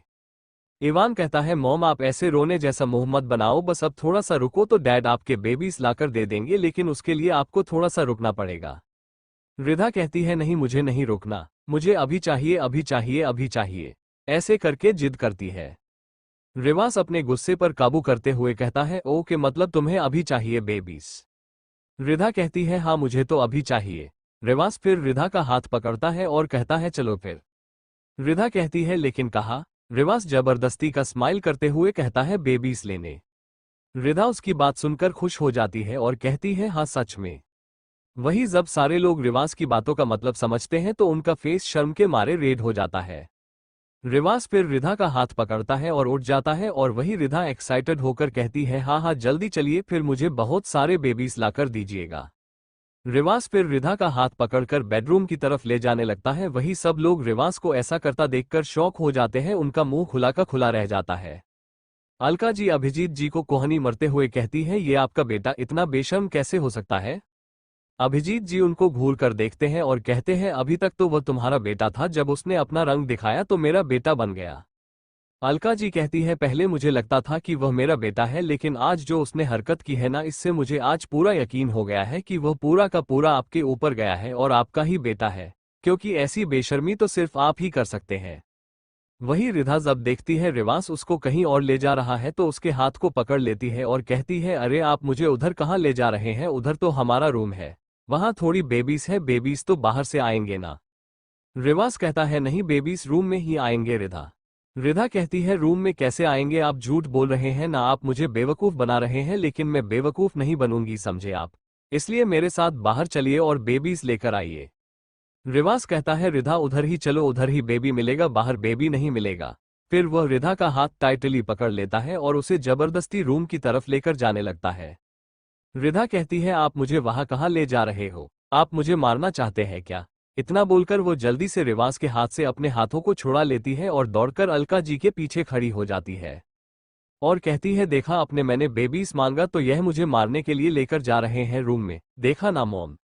रिवास उसको गुस्से से देखते हुए कहता है अगर दोबारा बेबीज का नाम लिया ना तो मैं तुम्हारा बुरा हाल कर दूंगा समझी तुम। रिधा रोने जैसी शक्ल बना लेती है और कहती है देखा आपने, यह मुझे कैसे धमकी दे रहे हैं, वो भी अपने सामने। मैं आपको पिटवा दूंगी मॉम से, मैं बता रही हूँ। रिवास रिधा को अपनी खा जाने वाली नजरों से देखता है और कहता है रिधा तुम अपना मुंह बंद रखा करो तो ही अच्छा है, जब भी बोलती हो उटपटांग ही बोलती हो। रिधा मुंह बनाकर कहती है मॉम देखा ना आपने, इन्होंने मुझे डराया और आपके सामने डराया और ये मुझे बेबीज भी लाकर नहीं देते हैं। उसकी बात सुनकर आधे लोग हंस रहे होते हैं तो आधे लोग शॉक में होते हैं। वहीं मिशिका रिधा के बिहेवियर को अच्छे से नोटिस कर रही होती है और अपने मन में कहती है 19 साल की लड़की ऐसे कैसे हो सकती है जिसे किसी भी चीज के बारे में पता ही ना हो, जरूर इसके साथ कोई प्रॉब्लम है, मुझे देखना पड़ेगा।